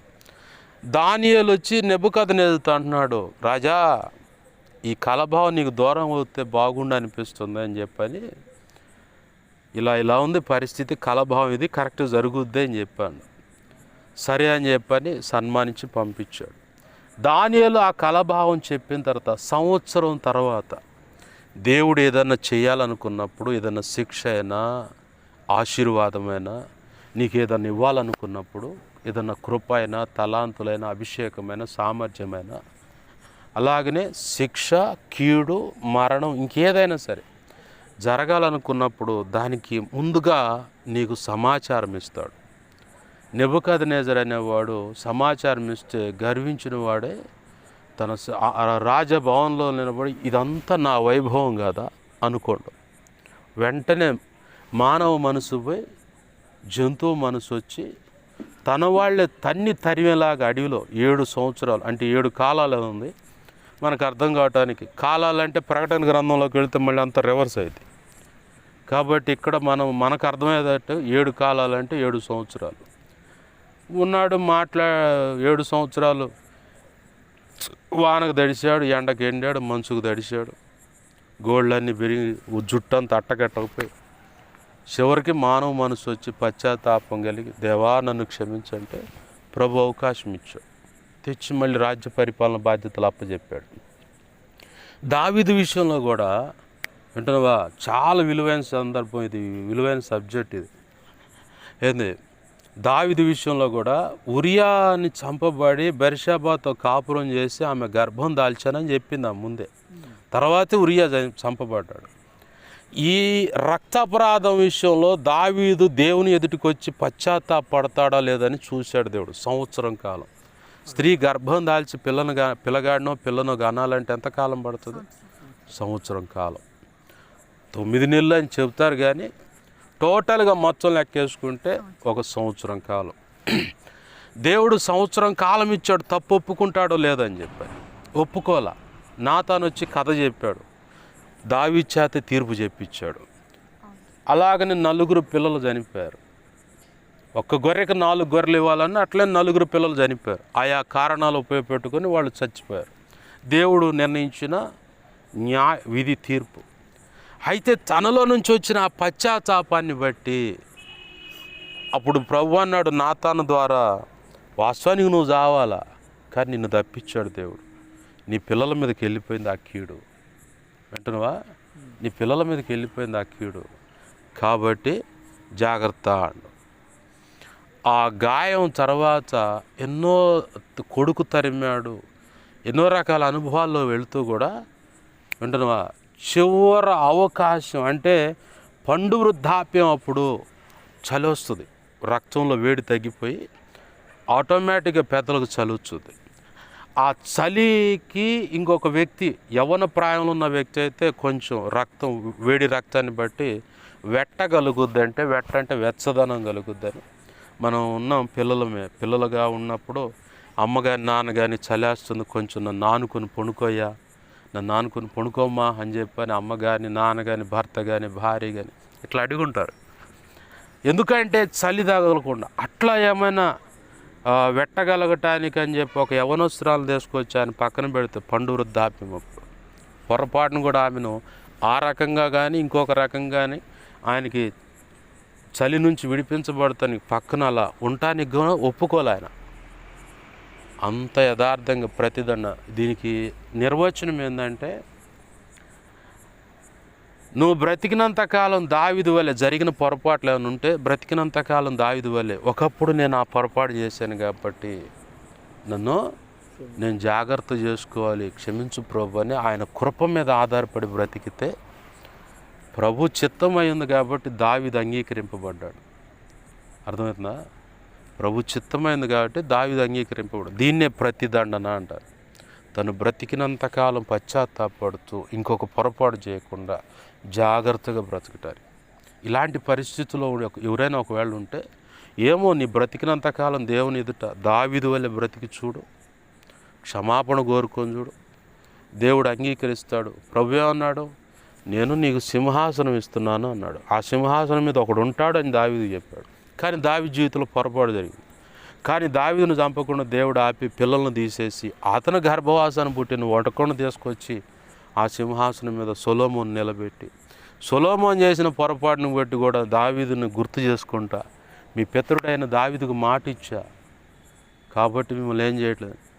అట్లా ఒకళ్ళ తర్వాత ఒకళ్ళు పెడితే వాళ్ళని పరీక్షించాడు. విగ్రహారాధన చేసి రక్షణ పొంది విగ్రహారాధన చేసి దేవుని ఎదుటికి వచ్చిన వారికి చాలా కఠినమైన పరీక్ష ఉంటుంది. అది బాగా గుర్తుపెట్టుకోవాలి. అర్థమవుతుందా? రక్షణ పొంది దైవ చిత్తానికి అనుగుణంగా అడుగులు వేస్తూ బ్రతుకుతున్న వ్యక్తిని పరీక్షించే విధానం కంటే, రక్షణ పొంది విగ్రహారాధన చేసి మళ్ళీ తప్పైంది ప్రభువా క్షమించు అనుకున్న వ్యక్తికి స్వేచ్ఛ ఉంటుంది, పరీక్ష కూడా ఉంటుంది. షరతులే ఉండవు అక్కడ. స్వేచ్ఛనిస్తాడు. మళ్ళీ వెళ్ళలేదన్న అవకాశాలు కనపడతాయి. వెళతారా లేకపోతే నేను చెప్పినట్టు ఉంటారా? ఇంకొక విషయం గుర్తు చేస్తాడు. నిత్య నరకం ఎంత భయంకరమో గుర్తు చేస్తూ, విగ్రహారాధన చేసి రక్షణ మార్గంలో కొనసాగుతూ భక్తి చేస్తున్న వాళ్ళని బహు కఠినంగా పరీక్షిస్తాడు. అది చెప్పటానికి కూడా వర్ణనకు అందని పరిస్థితి. బాప్తీసం పొంది దేవుడు అనుకున్న పోలికకు నిన్ను పరీక్షించుకుంటూ తీసుకువెళ్ళేదే ఒక రకమైన డెప్త్. వాళ్ళైతే చాలామందిలో నేను ఒకడినే, నాకు బతకాలని, నేను చచ్చిపోతే బాగుండు అనిపించింది అని ప్రార్థన చేశాను నేను. వింటున్నావా? ఇక విగ్రహారాధన అంటే ఇంకెట్టుంటుంది, భయంకరం అది. అర్థమైందా? కాబట్టి కృప అనేది ఖచ్చితంగా నిన్ను వెంటాడుతూనే ఉంటుంది. ఎట్లయినా సంపాదించుకోవాలి నిన్నని.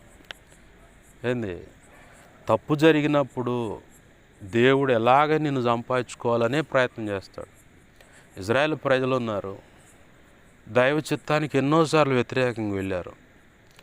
ఇర్మియా అంటాడు, ప్రభు తొడ చరుచుకొని ఒక్క దెబ్బతో లేపేద్దనిపిస్తుంది, కానీ నా పిల్లలయ్యా వాళ్ళని అట్నే తీసుకెళ్ళాను అనుకో, ఒక్క దెబ్బతో చంపేశాను అనుకో, నరకానికి వెళ్ళిపోవచ్చు.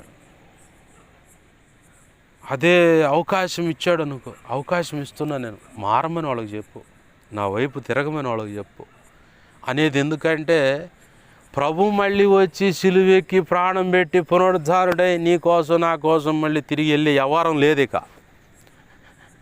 ఇప్పుడున్న వ్యవహారం. ఒకప్పుడు ఇర్మియాకైతే ఆ సంగతి చెప్పాడు. కొరింథీ పత్రిక సాక్ష్యం ఇచ్చినట్టుగా యుగాంతమందు ఉన్న మనకి బుద్ధి కలగటానికి అవి రాసి ఉన్నాయి, జాగ్రత్త పడండి రబ్బాయిడి సంగతి అని. ఇప్పుడు ఇంకా అవకాశం లేదు. ఇప్పుడు అంత వ్యవహారం ఏంటంటే ఎప్పటికప్పుడు సరి చేసుకొని ఆయన పాదాలు ఎట్టన్నా పట్టుకొని, కొంతమంది భార్యలు నేను చూస్తాను, నా భర్త నాకు కావాలని చెప్పి మొండికి పడి ఏడుస్తూ ఉంటారు. నా భార్య నాకు కావాలని మొండికి పడి ఏడ్చిన సందర్భాలు. అట్లనే ఇలా జీవితాలు తేడాపడ్డ విషయాలు దేవుడు ఒక తీర్పు ఇచ్చినప్పుడు వాటి విషయంలో కూడా ఆయన పాదాలు పట్టుకు నువ్వు ఏమన్నా కొట్టు, తిట్టు, అసలు కూడి పెట్టకపోయినా పర్లేదు, నేను మాత్రం ఏడే ఉంటానంటారు కొంతమంది. అట్లనే యేసయ్య దగ్గర మొండికి పడి బతిలాడుతున్నాయి. ఇంకా ఆయన తప్ప నీకు ఇంక వేరే మార్గం ఏముంది? బాగానే ఉంది పాష గారు, మూలవాక్యం ఏంది, మనం ఎట్టొచ్చామని చెప్పి అనుకుంటున్నారా? మూలవాక్యంలోనే ఉన్నాం మనం. యెహోవా దయాళుడు, ఆయన కృప నిరంతరం ఉండని. కృప గురించి మాట్లాడుకుంటూ వస్తూ ఉన్నాం. అయితే ఈ సందర్భం ప్రారంభంలో దావీదు మందసం ఏడో ఉంటే తీసుకొని వస్తా, యాజక మర్యాద చొప్పున తేకుండా రకరకాలుగా, అంటే తెలిసి తెలియని స్థితిలో తెస్తున్నప్పుడు కొత్త బండి కట్టిండు, కొత్త ఎడ్లు కట్టిండు, బాగానే ఉంది. అంతకుముందు కాడిమాను ఆ ఎడ్ల మీద వేయలా, కొత్త బండి దాని మీద ఏది పెట్టలా, అన్నీ చేసిన బాగానే ఉంది. యాజక మర్యాద మర్చిపోయాడు. తెలిసిందేదో ఉడతా భక్తులు వస్తూ ఉన్నాడు. ఆ పశువు యొక్క గట్టిక కింద మడెం లాంటిది ఎప్పుడైతే ఆ గిటిక అట్లా పెడగా వరగా అంటే బెనికిందో, ఈ చక్రం వెళ్ళి గుంతలో పడితే మందసం వచ్చి మీద కింద పడబోతునేసరికి ఉజ్జా అనేవాడు చేయి చాపిండు. అంతే దేవుడు మొత్తేసాడు. 3 నెలలు గడిచింది. ఒబేదేదం ఇంట్లో 3 నెలలు ఉంది మందసం. ఒబేదేదం సొత్తు యావత్తు ఆశీర్వదింపబడి. ఒబేదేదం ఎవరు? అసలు పాటలు పాడుతా బోరు స్తుతి చేసేటువంటి వ్యక్తి, యాజకుల భాగంలో అతను ఒకడు. ఏంది, జకరియా అనే వ్యక్తి కూడా పాటలు పాడేవాడు. ఆ ఇంట్లో పెట్టారు దాన్ని. 3 నెలల్లో ఇంట్లో సొత్తు యావత్తు ఆశీర్వదింపడు. అమ్మా, నేను ఎట్టన మందసం తెచ్చుకోవాలని చెప్పని దావీదు మళ్ళీ దేవుడిని అడిగి యాజక మర్యాదలన్నీ తెలుసుకొని పోయి తీసుకొని వచ్చి ప్రత్యక్ష గుడారం ఒకటి ప్రత్యేకంగా కట్టి, ఎక్కడో ఉన్నవాడిని కాస్త తెచ్చి రాజ్య బాధ్యతలు అప్పచెప్పాడు. సౌలు చనిపోయిన తర్వాత రాజ్య బాధ్యతలు అప్పచెప్పిన తర్వాత మంచి మంచి దేవదారు మ్రానులు తెచ్చుకొని ముందు ఆ ఊరు కట్టుకున్నాడు, యెరూషలేం పట్టణాన్ని కట్టుకున్నాడు. తర్వాత తను దావీదు పురం అంటారు దాన్ని, తన కోసం ఒక రాజమందిరం కూడా కట్టుకుండు, ఇల్లు కట్టుకుండు. కానీ మనశ్శాంతి లేదు. నా దేవుని మందసం ఆడ గుడారంలో ఉంది, నా దేవుని మందసం ఆడో ఉంది, దాన్ని ఎలానే తెచ్చుకోవాలని చెప్పి ఇక ఆశతో పోయాడు, తెచ్చుకున్నాడు. తెచ్చుకున్న తర్వాత ఆ మందసాన్ని తెచ్చి గుడారంలో పెట్టి ప్రార్థన చేసి అంతా చెప్తా వాళ్ళ యాజక మర్యాదలు అన్నీ తెలుసుకున్న దాన్ని బట్టి చెప్పి అప్పుడు అంటున్నాడు, యెహోవా దయాళుడు, ఆయన కృప నిరంతరం ఉండని. మన జీవితాల్లో మందసం ఉంటేనే మనకు మేలు. ప్రార్థన, మందసం అనే దానికి ప్రార్థన, వాక్యము, పరిశుద్ధాత్మ, అలాగనే అభిషేకము. అలాగనే మందసంలో ఇంకా 2 ఉన్నాయి. ఏంటంటే కత్తెర కూడా ఉంది. కత్తెర దేనికంటే నిన్ను నువ్వు ఎప్పటికప్పుడు ఆ ఒత్తి సరి చేసుకుంటూ, సరిగా లేదనుకో కట్ చేసి వెలుగుకి ఉపయోగకరంగా. ఇప్పుడు మనం పాతకాలంలో బొడ్లోనే చూడు, సరిగా ఎలగపోతే నుసు కట్టుకొని పోతే ఏలుతట్ట అంటాం, నల్ల ఉండలుండలకు వస్తుంది, నుసు కట్టుకుంటుంది. అయితే అప్పుడు ఏం చేస్తాం, దాన్ని అట్ట కత్తిరిస్తాం, చాకుతో కత్తి పెడతాం, కోసేస్తాం, మళ్ళీ దీపం వెలిగిస్తాం. ఈ కత్తెర అనేది కూడా అదే, నుసు కట్టుకుపోతుంది, మిడుగు అంటుంది నా దీపం అనుకున్నప్పుడు ఉపవాసం వేసుకోవటమే కత్తెర ఒక కోణం. రెండవది, కత్తెరకి ఇంకొక వ్యాఖ్యానం ఏంటంటే, నీలో లోపాలు ఏమవుతున్నాయో అవి కత్తిరించి పక్కన వేసుకోవటం కూడా కత్తెరకు సాదృశ్యం. దేవునికి నచ్చని విషయాలు ఏమున్నాయో, దైవ చిత్తానికి వ్యతిరేకమైన విషయాలు ఏమున్నాయో అవన్నీ తీసేసుకోవటం కూడా. అందరూ మందసంలో ఉన్న మన్నా పాత్ర కావాలనుకుంటారు, అహరోను చిగురించి కర్ర కావాలనుకుంటారు, బలిపీఠం మీద బలి పశువు యొక్క బలి అర్పణ ప్రభు స్వీకరించే ఆయనకి ఇంపైన ఆంగ్రాణించేటువంటి సువాసనగా నా ప్రార్థన విజ్ఞాపన అంతా బాగుండాలనుకున్నాను. ఈ కత్తెర వారం కాడికి వచ్చేసరికి అందరూ వెనక్కి తిరుగుతారు. జల్లెడ వారం కాడికి వచ్చేసరికి కూడా వెనక్కి తిరుగుతారు. జల్లెడ దేనికంటే, నీవు తాలు గింజవా లేదంటే పుష్టిగల గింజవా అన్న తెలుసుకోవటానికే కొన్ని పరిస్థితులు నీకు అనుమతించి అక్కడ సణుగుతావా, ఈ స్థితిని బట్టి కూడా ప్రభువా నీకు స్తోత్రాలు అంటావా. ఇప్పుడు మొన్న ఉంది, నీకు ఇంకా అర్థం కావాలంటే మీకు తెలియదు కాబట్టి చెబుతున్నా, నిన్న మెసేజ్లో కూడా మాట్లాడా.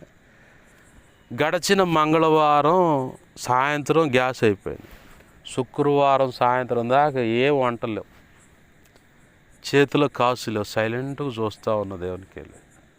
అమ్మేమో చెల్లెళ్ళ ఇంటికాడ ఉంది. ఇక నాకు అలవాటే కాబట్టి ఇక మోకాళ్ళు వేసి ప్రార్థన చేస్తాను. దేవుని కృపను బట్టి శుక్రవారం సాయంత్రం పలానా దైవజనుడు అడుగు అంటే దేవుడు మాట్లాడితే పోయి ఆ వ్యక్తిని అడిగి గ్యాస్ అయిపడుచుకొచ్చి మొదలైంది. కరెక్ట్గా 5వ రోజు రాగానే గ్యాస్ అయిపోయింది. మళ్ళీ ఎప్పుడు ఇది బుధవారం పట్టుకోండి, మంగళవారము బుధవారము సోమవారం ఎట్లా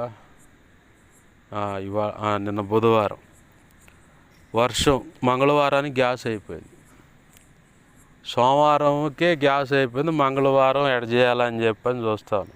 ఏదన్నా వండుదామని చెప్పని అట్లా పెట్టింది గ్యాస్ మీద, సగం ఉడికి ఆగినాయి. ఇక ఆ రేత్రి సైలెంట్గా ఉన్నా. తెల్లారి వాన, ఎటు చేయాల, బయటకు వేద్దామంటే వరద. చంద్రబాబు కాలనీలో 2016లో ఈ నడుము లోతు పై చిలుకు నీళ్ళలో నడిచి మేము 9 సంవత్సరాల తర్వాత మంగళవారము రాత్రి వేళ ఇక కూర్చున్న 4 దాకా నిద్రపోకుండా అట్నే నాకు డౌట్ వచ్చింది, ఈ రకంగా వాన వస్తే వరద వచ్చుద్ది కాలనీలోకి అని. రాకుండా ప్రభు అని ప్రార్థన చేస్తే ప్రభు కృపను బట్టి అట్లా మన కాలనీలోకి ఎంటర్ అయ్యే కాడ ఒక 5 ఇళ్ళు లోపలికి వస్తే గిలకు లోతు నీళ్ళు వచ్చినాయి. ఇంకా దరి దాటి ఇక లోపలికి రాలా. ఇక అట్లనే దేవుని కృపను బట్టి వరద తగ్గింది. ఆ మూమెంట్లో కూడా దేవుడిని అడుగుతాను, ఎటు పోవాలి ప్రభువా, పెట్రోల్ లేదు, నీళ్ళు అయిపోయినాయి, ఏది తినటానికి ఏమీ లేదు, ఎట చేయాలి ప్రభు అని ప్రార్థన, ఫలానా దైవజనుడిని అడుగువాడు. సరేనా ఆయన ఫోన్ చేస్తే మధ్యాహ్నం అవుతుంది. ఏం చేస్తాం, ఆ రేత్రి కొద్దిగా ఉంటే అమ్మని తినమంటే ఆహా అంది, అరవకుండా తినంటే తింది. తెల్లారిపాటికలు నాకు దడదడగా ఉంది, గుండెలో దడగా ఉంది, ఏముందో అంది.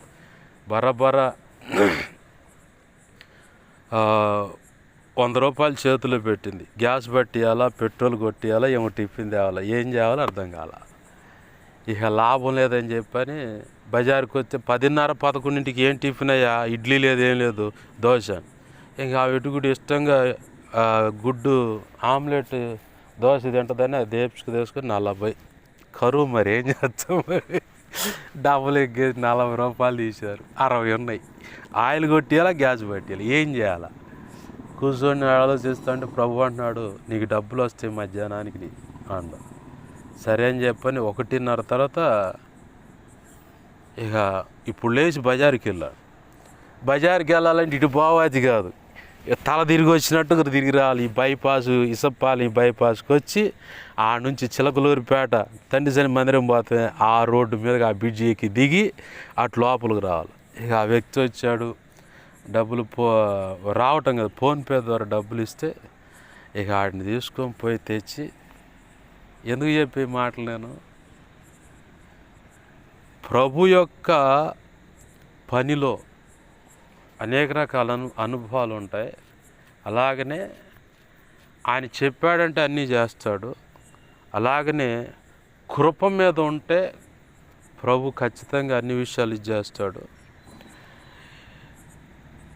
ఏ పరిస్థితిలో నువ్వు ఉన్నా మొదటిగా నువ్వు తాలు గింజవా మంచి గింజవా అంటే పుష్టిగల గింజవా?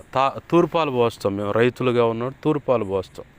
తూర్పాలు పోస్తే ఏమైతే గాలివాటానికి తాలు గింజలన్నీ బయటకు పోతాయి, మంచి గింజలన్నీ ఆడే పడుతుంటాయి.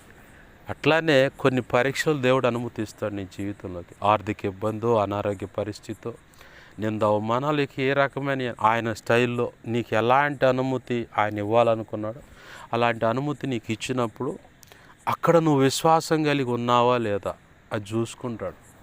కృపలో భాగం ఇది. ఒక వ్యక్తిని శిక్షించటమైనా, ఒక వ్యక్తిని పరీక్షించటమైనా. ఎందుకంటే నీకు ఇవ్వబోతున్నది మహిమగల రాజ్యం. ఆ మహిమగల రాజ్యంలో ఉన్నతమైన స్థానం. ఆ ఉన్నత స్థానానికి కూడా నీకు బహుమతి ఉంది. మరి బహుమతి ఉన్నప్పుడు నీకు ఉట్టి పుణ్యానికి ఇస్తాడు ఆయన. శాలేమన్న చెప్పిన మాట, గురుకులానికి రాజుగారి యొక్క కుమారుని పంపించి, గురువుగారు ఏ జీవితం దీనయ్యా ఎదురు మాట్లాడు మాట. ఎందుకు? ట్రైనింగ్ పీరియడ్ అన్నమాట. రాజ్యాన్ని పరిపాలించే విషయం ఒకటైతే యుద్ధ నైపుణ్యత కూడా తెలిసి ఉండాలి. రాజనీతిలో అనేక రకాలు ఉన్నాయి. ఆ మధ్యకాలంలో పాట ప్రభు రాయటానికి కృపనిచ్చాడు. పునాదులు గల ఆ పట్టణానికి నన్ను తీసుకెళ్తున్నావు అనే మా పాటలో నిత్యరాజ్య పరిపాలన నీతి నాకు నేర్పి అనే మాట ఉంది. ఇంతవరకు క్రైస్తవ ప్రపంచంలో ఆ మాట రాసిన వాళ్ళు లేరు. నిత్యరాజ్య పరిపాలన నీతి అంటే ఈ భూమి మీద రాజు ఎలా అయితే తన రాజ్యాన్ని పరిపాలిస్తాడో అలాగే రాజనీతిలో కుయుక్తిగా దెబ్బ కొడుతూ ఉంది. అలాగనే శత్రు యొక్క ఎత్తుగడలను కనిపెట్టేది ఉంది. అలాగే పరిపాలించే విధానం, యుద్ధం చేయటం, రాజనీతిలో ఇవన్నీ లక్షణాలు అన్నమాట. ఇలాంటివన్నీ నాకు నేర్పావు ప్రభువా. నేర్పి ఆ తర్వాత పునాదులు గల ఆ పట్టణానికి, పునాదులు గల ఆ పట్టణంలో యుగ యుగాలు నీతో ఉండాలనే పాట అది. ఆ పాట పల్లవిలో రాసు, నిత్యరాజ్య పరిపాలన నీతి నాకు నేర్పాయి. ఆ నీతి నీకు నేర్పడానికి ఈ భూమి మీద కొన్ని ట్రైనింగ్ పీరియడ్లు ఉంటాయి, కొన్ని పరీక్షలు ఉంటాయి. ఆ నీతి నీకు వచ్చిందనుకో, శత్రువు ఎలా వస్తున్నాడు, ఎవరిలో ఉండి ఎలా పనిచేస్తున్నాడు అన్నది గ్రహిస్తావు. ప్రభువుకి అప్పచెబుతావు, నీ పని నువ్వు చూసుకుంటావు. అర్థమవుతుందా? కృపలో ఉన్న కోణం ఇది. అందుకే ఆయన యెహోవా దయాళుడు, ఆయన కృప నిరంతరముండును, ఆయన స్తుతించండి అంటే ఆయన కృప నీకు తోడుగానే ఉంది. నిన్ను వదిలిపెట్టి పోలా, నువ్వే సరిగా స్థిరంగా నిలబడచలా. ఏంది, నువ్వు వాక్యాన్ని నీ హృదయంలో బదిలపరచుకోవాలి. మనసు, మన ప్రయత్నము, మన బుద్ధి అంతా మనది ఆధారం చేసుకుని అడుగులు వేస్తే మనం అన్ని చోట్ల ఫెయిల్ అవుతాం. ప్రభువుకి అప్పచెప్పి ఆయన చేసిందాక ఓపిక పట్టే మనసు కూడా మనకు ఉండాలి. సేవ చేయాలనుకున్నాం కాబట్టి ఆ లక్షణాలన్నీ ఖచ్చితంగా మనలోకి వస్తేనే ప్రభు మనల్ని ఇంకొక స్టెప్ ఎక్కిస్తాడు. అది రానంతసేపు నువ్వు ఆడే కూర్చుంటావు. అది వచ్చిందాక నీకు ఖచ్చితంగా తోముడు ఏదో ఒక కోణాన్ని వాడుకొని చేస్తూనే ఉంటాడు. ప్రభు యొక్క కృప మనందరితో ఉంది. ఆయన దయాళుడే మనతో ఉన్నాడు. మన జీవితాలు ఏమైనా పొరపాట్లు ఉంటే ఆయన పాదాలు పట్టుకుని క్షమించమని అడుగుతాం. ఏంది, నమ్మకపోవటం కూడా ఇందాక చెప్పాక, అమరం దగ్గర తలగడి పెట్టి యేసు ప్రభు వారు పడుకుంటే శిష్యులు వచ్చి భయపడుతున్నారు, ప్రభు మేము పోతున్నాం, నశించిపోతున్నాం. పోవాల్సింది ఎవరు ముందు? యేసయ్య. నీకు సమస్య ఎంటర్ కాకమునిపే యేసయ్య నీతో ఉంటాడు. అది బాగా గుర్తుపెట్టుకోవాలి మనం. యెహోషువ ఎరికో పట్టణాన్ని ఎదుర్కో ముందుగానే యెహోవా సేనాధిపతి కానీ దిగొచ్చి యెహోషువతో మాట్లాడుతున్నాడు. లేఖనం చదువుతాం కానీ దాన్ని స్వతంత్రించుకోవటమే కష్టమవుతుంది. స్వతంత్రించుకోవాలి. నేను ఇచ్చిన లేఖనము దానిలో ఉన్న విద్యాబుద్ధులు, ఆధ్యాత్మిక విద్యాబుద్ధులు సరిగా నేర్చుకుంటున్నారా లేదని కూడా ప్రభువు చూసుకుంటాడు. ఆ చూసుకునే విధానంలోనే మన పిల్లలు సైకిల్ నేర్పుతుంటే కొద్ది దూరం నడిపిస్తావు, ఎందాక ఈడు వెనకాల పరిగెడుతూ కొంచెం హ్యాండిల్ బ్యాలెన్స్ చేసుకోవాలని చెప్పని వదిలేస్తాడు. వదిలేసినప్పుడు పడతాము, అరే రే పడ్డావు అని చెప్పని మళ్ళీ ఏం కాదులే పిచ్చి మొహం తొక్కు అని చెప్పని బలపడు. ఇదే లెక్కలో నీకు కొన్ని విశ్వాసంలో పాఠాలు నేర్పుతాడు, సేవల అనుభవాలు నేర్పుతాడు, కుటుంబ దాంపత్య జీవితంలో కూడా కొన్ని విషయాలు నేర్పి విలువలు కలిగిన జీవితాన్ని కట్టుకునేలాగా, విలువలు కలిగిన కుటుంబ వ్యవస్థ నిర్మించుకునేలాగా ప్రభు చెప్పిన కొలతలో సేవ చేయటానికి, సంఘాన్ని కడటానికి, ఒక వ్యక్తిని ప్రయోజకుడిగా చేయటానికి కూడా తర్ఫీదు ఉంటుంది. ఆ విషయాల్లోనే మనం అడుగులు వేస్తున్నాం. ఎక్కడ ఏదో పోయిందని దిగులు పడాల్సిన పని లేదు. అన్నీ ఆయన చేతిలో ఉన్నాయి. నీ ఇంట్లో ఏ సమస్య ఉన్నా ఆ సమస్యకు ముందుగా ఆయన ఉన్నాడు. అది బాగా గుర్తుపట్టు. అది గుర్తుపట్టనప్పుడే ఇక మనం కదిలిపోతూ ఉంటాం. అది గుర్తుపట్టావా ఇక సైలెంట్ కూర్చోటే, ఏమన్నా చేసుకో, నువ్వే చూసుకుంటాను, నేనేం చేయగలుగుతానా, నా వల్లే ఏం కాదు ప్రభు, నువ్వే చూసుకొని చెప్పని దేవునికి అప్పచెప్పేస్తా.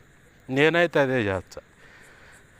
నా తెలివితేటలు ఎంత గొప్ప అంటే ఇవాళ రక్షణ పొంది తెల్లారి చచ్చిపోదాం అనుకున్న తెలివితేటలు అయినాయి, నాకేమీ చేత కాదు, నువ్వే చూసుకొని చెప్పని దేవునికి అప్పచెప్తే ప్రభు కృపను బట్టి నడిపిస్తూనే ఉన్నాడు. ఎక్కడ ఏ డోకా లేకుండా, ఎంత ఎదురవుతున్నా, డెప్త్ ఎదురవుతున్నా సరే ఆయనే చూసుకొని నడిపిస్తూ ఉన్నాడు. ప్రభు పాదాలు పట్టుకుందాం. ఈరోజు ఏ సమస్యను బట్టి నువ్వు ఒకవేళ ప్రభును మనసులో తలంపులు, ఊహల, ఆలోచనలో ఒకవేళ బలహీనపడుతూ అంటే అనుమానించే పరిస్థితులు ఉంటే క్షమించమని అడుగుతాం. ఇంకోటి బాగా గుర్తుపెట్టుకో, మన నోటి మాటలు తీర్పులోకి వస్తాయి దైవ చిత్తానికి వ్యతిరేకమని. అయితే ఆ నోటి మాటను కూడా జాగ్రత్త చేసుకొని, జాగ్రత్త కలిగి, ప్రభు అన్నాడు మార్కు సువార్త 7వ అధ్యాయం 21-22 వచనాలు అట్టుకుంటా, మనిషి హృదయంలో నుంచి బయటకు వచ్చేదే మనిషిని అపవిత్రపరుస్తుంది. హృదయంలో ఏముందో అదే బయటకు వస్తుంది, నోటి మాటగా అదే మనిషిని అపవిత్రపరుస్తుంది, ఆ మాటే తీర్పులోకి వస్తుంది అన్నాడు. కాబట్టి మన నోటి మాట ఆయనకి వ్యతిరేకం సణిగి, మూర్ఖపు మాటలు, మూర్ఖపు తలంపులు, ఊహల, ఆలోచనలు, హృదయం, మనసు స్పందన అలాంటివి ఉంటే క్షమించమని అడుగుతాం. మూర్ఖపు నోటి మాటలని ఉన్నాయి. అయితే నేను దానికి ఇంకా నా ప్రభు నాకు ఇచ్చిన ఆలోచన బట్టి తలంపులు, ఊహల, ఆలోచనలు కూడా హృదయం, మనసులో కూడా మూర్ఖపోయి ఉంటాయి. దాన్ని బట్టి మనం చెప్పించుకోవటం, తొందరపడి ఎదుటి వ్యక్తిని గాయపరిచే మాట్లాడు, ఇలాంటివి ప్రభు ఇలాంటివి అని ఉంటే క్షమించాయని ఆయన పాదాలు పట్టుకొని క్షమాపణ అడుగుదాం. ప్రభు ఖచ్చితంగా ఆయన కృప మనకు తోడై ఉంది. ఆయన దయాళుడై ఉన్నాడు. మనం చేయాల్సిన పని ఒకటే, ప్రతి పరిస్థితిలో ఆయన స్తుతిస్తూ ముందుకు వెళ్ళిపోవటమే. ఎవడో ఏదో కారు కోత కూశాడని చెప్పిన వదిలేయటమే. ఇదిలిచ్చి దేవునికి అప్పచెప్పటం. దేవుడు వేస్తాడు, దరివి వేస్తాడు, వాడినే వదిలిపెట్టడు. చేయాల్సిన నష్టం చేస్తాడు. అయ్యో మాకు దిక్కు లేకుండా, తిండి లేకుండా పోతుంది, ఏం కాదు. ఆయన పిల్లలు ఫస్ట్ పండపెట్టడు. అవసరాల అక్కరతలకు ధనం ఇవ్వకుండా మానడు. అవతలోడికి జరగాల్సిన నష్టం జరిగితేనే నీ విలువ తెలుస్తుంది, నువ్వు నమ్మిన దేవుని యొక్క విలువ తెలుస్తుంది. ఆ నష్టం ఏం జరగకుండా అంటే, నేను గతంలో ప్రార్థన చేస్తున్నప్పుడు ఒరే నువ్వు ఆగురా ప్రార్థన అన్నాడు. అరే నిన్ను వదిలిపెడితే ప్రపంచంలో ఎవడు చచ్చిపోకూడదు, అందరూ రక్షించబడాలి, అందరూ అట్టుండాలని ప్రార్థన చేస్తున్నావు, నువ్వు కొద్దిసేపు అట్టున్నాను. నేను అట్టు ఉండనని చెప్పిన ఒకప్పుడు బలహీనతకు అప్పచెప్పి ప్రార్థన చేయకుండా అంటనే పడుకుంటా. అట్ట పడుకున్నప్పుడు చాలా మరణాలు జరిగినాయి ఉన్నాయి. తర్వాత నేను లేచి ఏందా ఎట్టు జరిగింది, క్షమించు ప్రభు అంటే, నువ్వు లేచి అనుకో అందరికీ అట్టుండాలి అందరినీ బాగుండాలని ప్రార్థన చేస్తున్నావు, బాగా ఉంది. మరి నీకు నేను చావుకి ఎప్పుడు వాళ్ళు పోయేది? నరకానికి వెళ్ళాల్సిన నరకానికి వెళ్తాడు, నా సంకల్పంలో ఉన్నాడు రక్షణకు వస్తాడు. అయినా నీ వంతుగా ప్రార్థన చేయటమే. మనిషి అందితే 4 మాటలు అందించటం, మిగతా నేను చూసుకుంటాను. నమ్మకపోతే వాడి కర్మ. అంతేగాని అందరూ అంటే దానివల్ల నువ్వు మానసికంగా కృంగిపోయి, డిస్టర్బ్ అయిపోయి రోగాలు పాలవుతావు. దేవుడు చెప్పిన మాట ఇది. ఇక అప్పటి నుంచి అన్నీ ఆయనకు అప్పచెప్పి ప్రశాంతంగా నా పని నేను చేసుకుంటూ పోతాను. అతిగా మనం ప్రేమించినా కానీ మనమే దెబ్బ అవుతాం ఆ వ్యక్తుల విషయంలో. దేవునికి అప్పచెప్పాం, దైవ చిత్తమైతే రక్షించబడతారు, దైవ చిత్తమైతే బ్రతుకుతారు, దైవ చిత్తమైతే ప్రయోజకమైన పాత్రలు అవుతారు. దైవ చిత్తం ఒకవేళ తప్పిపోయినా కానీ అక్కడ అనుపాఠాలు నేర్పి పట్టుకొచ్చుకుంటాడు. అది ఆయనకు అప్పచెప్పాడు. తండ్రి అయిన దేవునికి శిష్యులైన 12 మందిని, లేదా ఒకడు పోయాడు కాబట్టి 11 మందిని అక్కడ యోహాను సువార్త 17వ అధ్యాయం 17వ వచనం అదేననుకుంటా ఆ మాట. నాకు నువ్వు ఎవరినైతే అప్పచెప్పావో వారిని నీకు అప్పచెబుతున్నా, వీరి ద్వారా ఎంతమంది అయితే రక్షించబడతారో వాళ్ళని కూడా నీకు అప్పచెబుతున్నా. తండ్రి నువ్వే కాపాడాను, నువ్వు నేను చేసిన పని అదే. మనమేదో ఇక వాళ్ళ మొత్తాన్ని మనం ఇచ్చేస్తానని చెప్పని ఇక భుజాన్ని వేసుకొని కూతురైనా కొడుకైనా భార్య అయినా భర్త అయినా బంధువులైనా ప్రభు నీకు భారం పెట్టిన వ్యక్తులైనా వాళ్ళ రక్షణ అయినా యోగక్షేమాలైనా సేవకు ముందుకు వెళ్ళటం అన్నీ దేవునికి ప్రార్థన చేసి ఆయనకు అప్పచెప్పేసి నువ్వు ప్రశాంతంగా ఉంటావు. 55:22 కీర్తన 22 ఏముంది? నీ భారం నా మీద పెట్టు, నువ్వెందుకు మోచావు? నువ్వు మోచే కుదేలైపోయాక అక్కడే రోగిష్టి దాన్ని గాను రోగం కలిగిన వాడు కానీ అట్ట బడి ఉంటావు. నువ్వు మొయ్యమాక ఆయనకు అప్పచెప్పే. ఆయన చిత్తంలో ఉంటే రక్షణకు వస్తారు. అది బాగా నమ్మాలి మనం. మొండికి పడే భక్తి సాధన చేసి ఎట్టన్నా అంటే తల్ల కిందులు తపస్సు చేసినా రారు ఆయన చిత్తంలో లేకపోతే. అది ఆయన చిత్తంలో ఉన్నారా ఏనాటికైనా సరే పట్టకొచ్చుడు, నిలబెడతాడు, దేవుని పక్షంగా సేవ చేయించుకుంటాడు. నీకు ఇంకా అర్థం కావాలంటే రక్షణ పొందిన కొత్తలో బాబాపేటలో రాజు అని ఒక పిల్లగాడు, వాళ్ళ అక్క ఏడకుంటాయి చేతులు, మీరు మొన్న చూశారుగా. అక్కడ ఆశ్రయం కాడికి వెళ్ళి ఆమె రక్షణ పొందిన కొత్తలో మా చెల్లెల ద్వారా పిలిపిస్తే ఆ రాజు అనే అబ్బాయి కోసం అతని భార్య కోసం ప్రార్థన చేశాను. 6 సంవత్సరాలు 7 సంవత్సరాల తర్వాత నేను మళ్ళీ విన్న వార్త ఏంటంటే వాళ్ళిద్దరు రక్షణ పొందారు. ప్రార్థన చేసి దేవునికి అప్పచెప్పా. ఆ నిర్ణయ కాలం ఉంటుంది. బాప్తిజం పొందిన తొలి దినాలు 41 రోజు మొదటి రోజుగా ఉన్నప్పుడు ప్రభు చెప్పాడు, నూతకి వెళ్ళి పలానా చోట ఒక ఇద్దరు ఉన్నారు, వాళ్ళకు వాక్యం చెప్పు, సేవకు రమ్మన్నానని. నేను పోయి చెప్పా. 7 సంవత్సరాల తర్వాత విన్న మాట వాళ్ళు సేవ చేయడం. ఇప్పుడు వాళ్ళని బలపరచడానికి చెదలవాడు వెళ్తుంది. ఒకప్పుడే ఎర్రగొండపాలెంకి వెళ్తే భర్త ఒప్పుకోలేదని ఆగింది. చేతబడుల క్రియలు అంతా అదంతా. మళ్ళీ తర్వాత ఇప్పుడు స్వజనులు అని చెప్పిన చెదలవాళ్ళు బంధువులే వాళ్ళ మధ్యలో పోయి నిలబడి సేవ చేస్తున్నారు. ప్రభునందు నా ప్రయాస వ్యర్థమైందా? నిరీక్షించాలి, ఓపిక పట్టాలి, నువ్వు మానక ప్రార్థన చేసి చాలు అంతే. ఆయన చిత్తం మీద పట్టుకొచ్చుకుంటాడు, ప్రయోజకరమైన పాత్రలు చేసుకుంటాడు, సేవ కూడా చేయించుకుంటాడు. మనం మోయొద్దు భారం, మనం వచ్చి ఇక అన్ని రకాలుగా డిస్టర్బ్ అవుతాం. ఆ డిస్టర్బ్లోని సైతాన్ గాడు వచ్చి కొన్ని తాలింపు దినుసులు వేసి మసాలా వేసిందంటే ఇక ఇంకా డెప్త్లోకి వెళ్తాం. ఆయనకు అప్పజేద్దాం, ప్రభు ఖచ్చితంగా కార్యం చేస్తాడు. రండి ప్రార్థన చేసుకుందాం.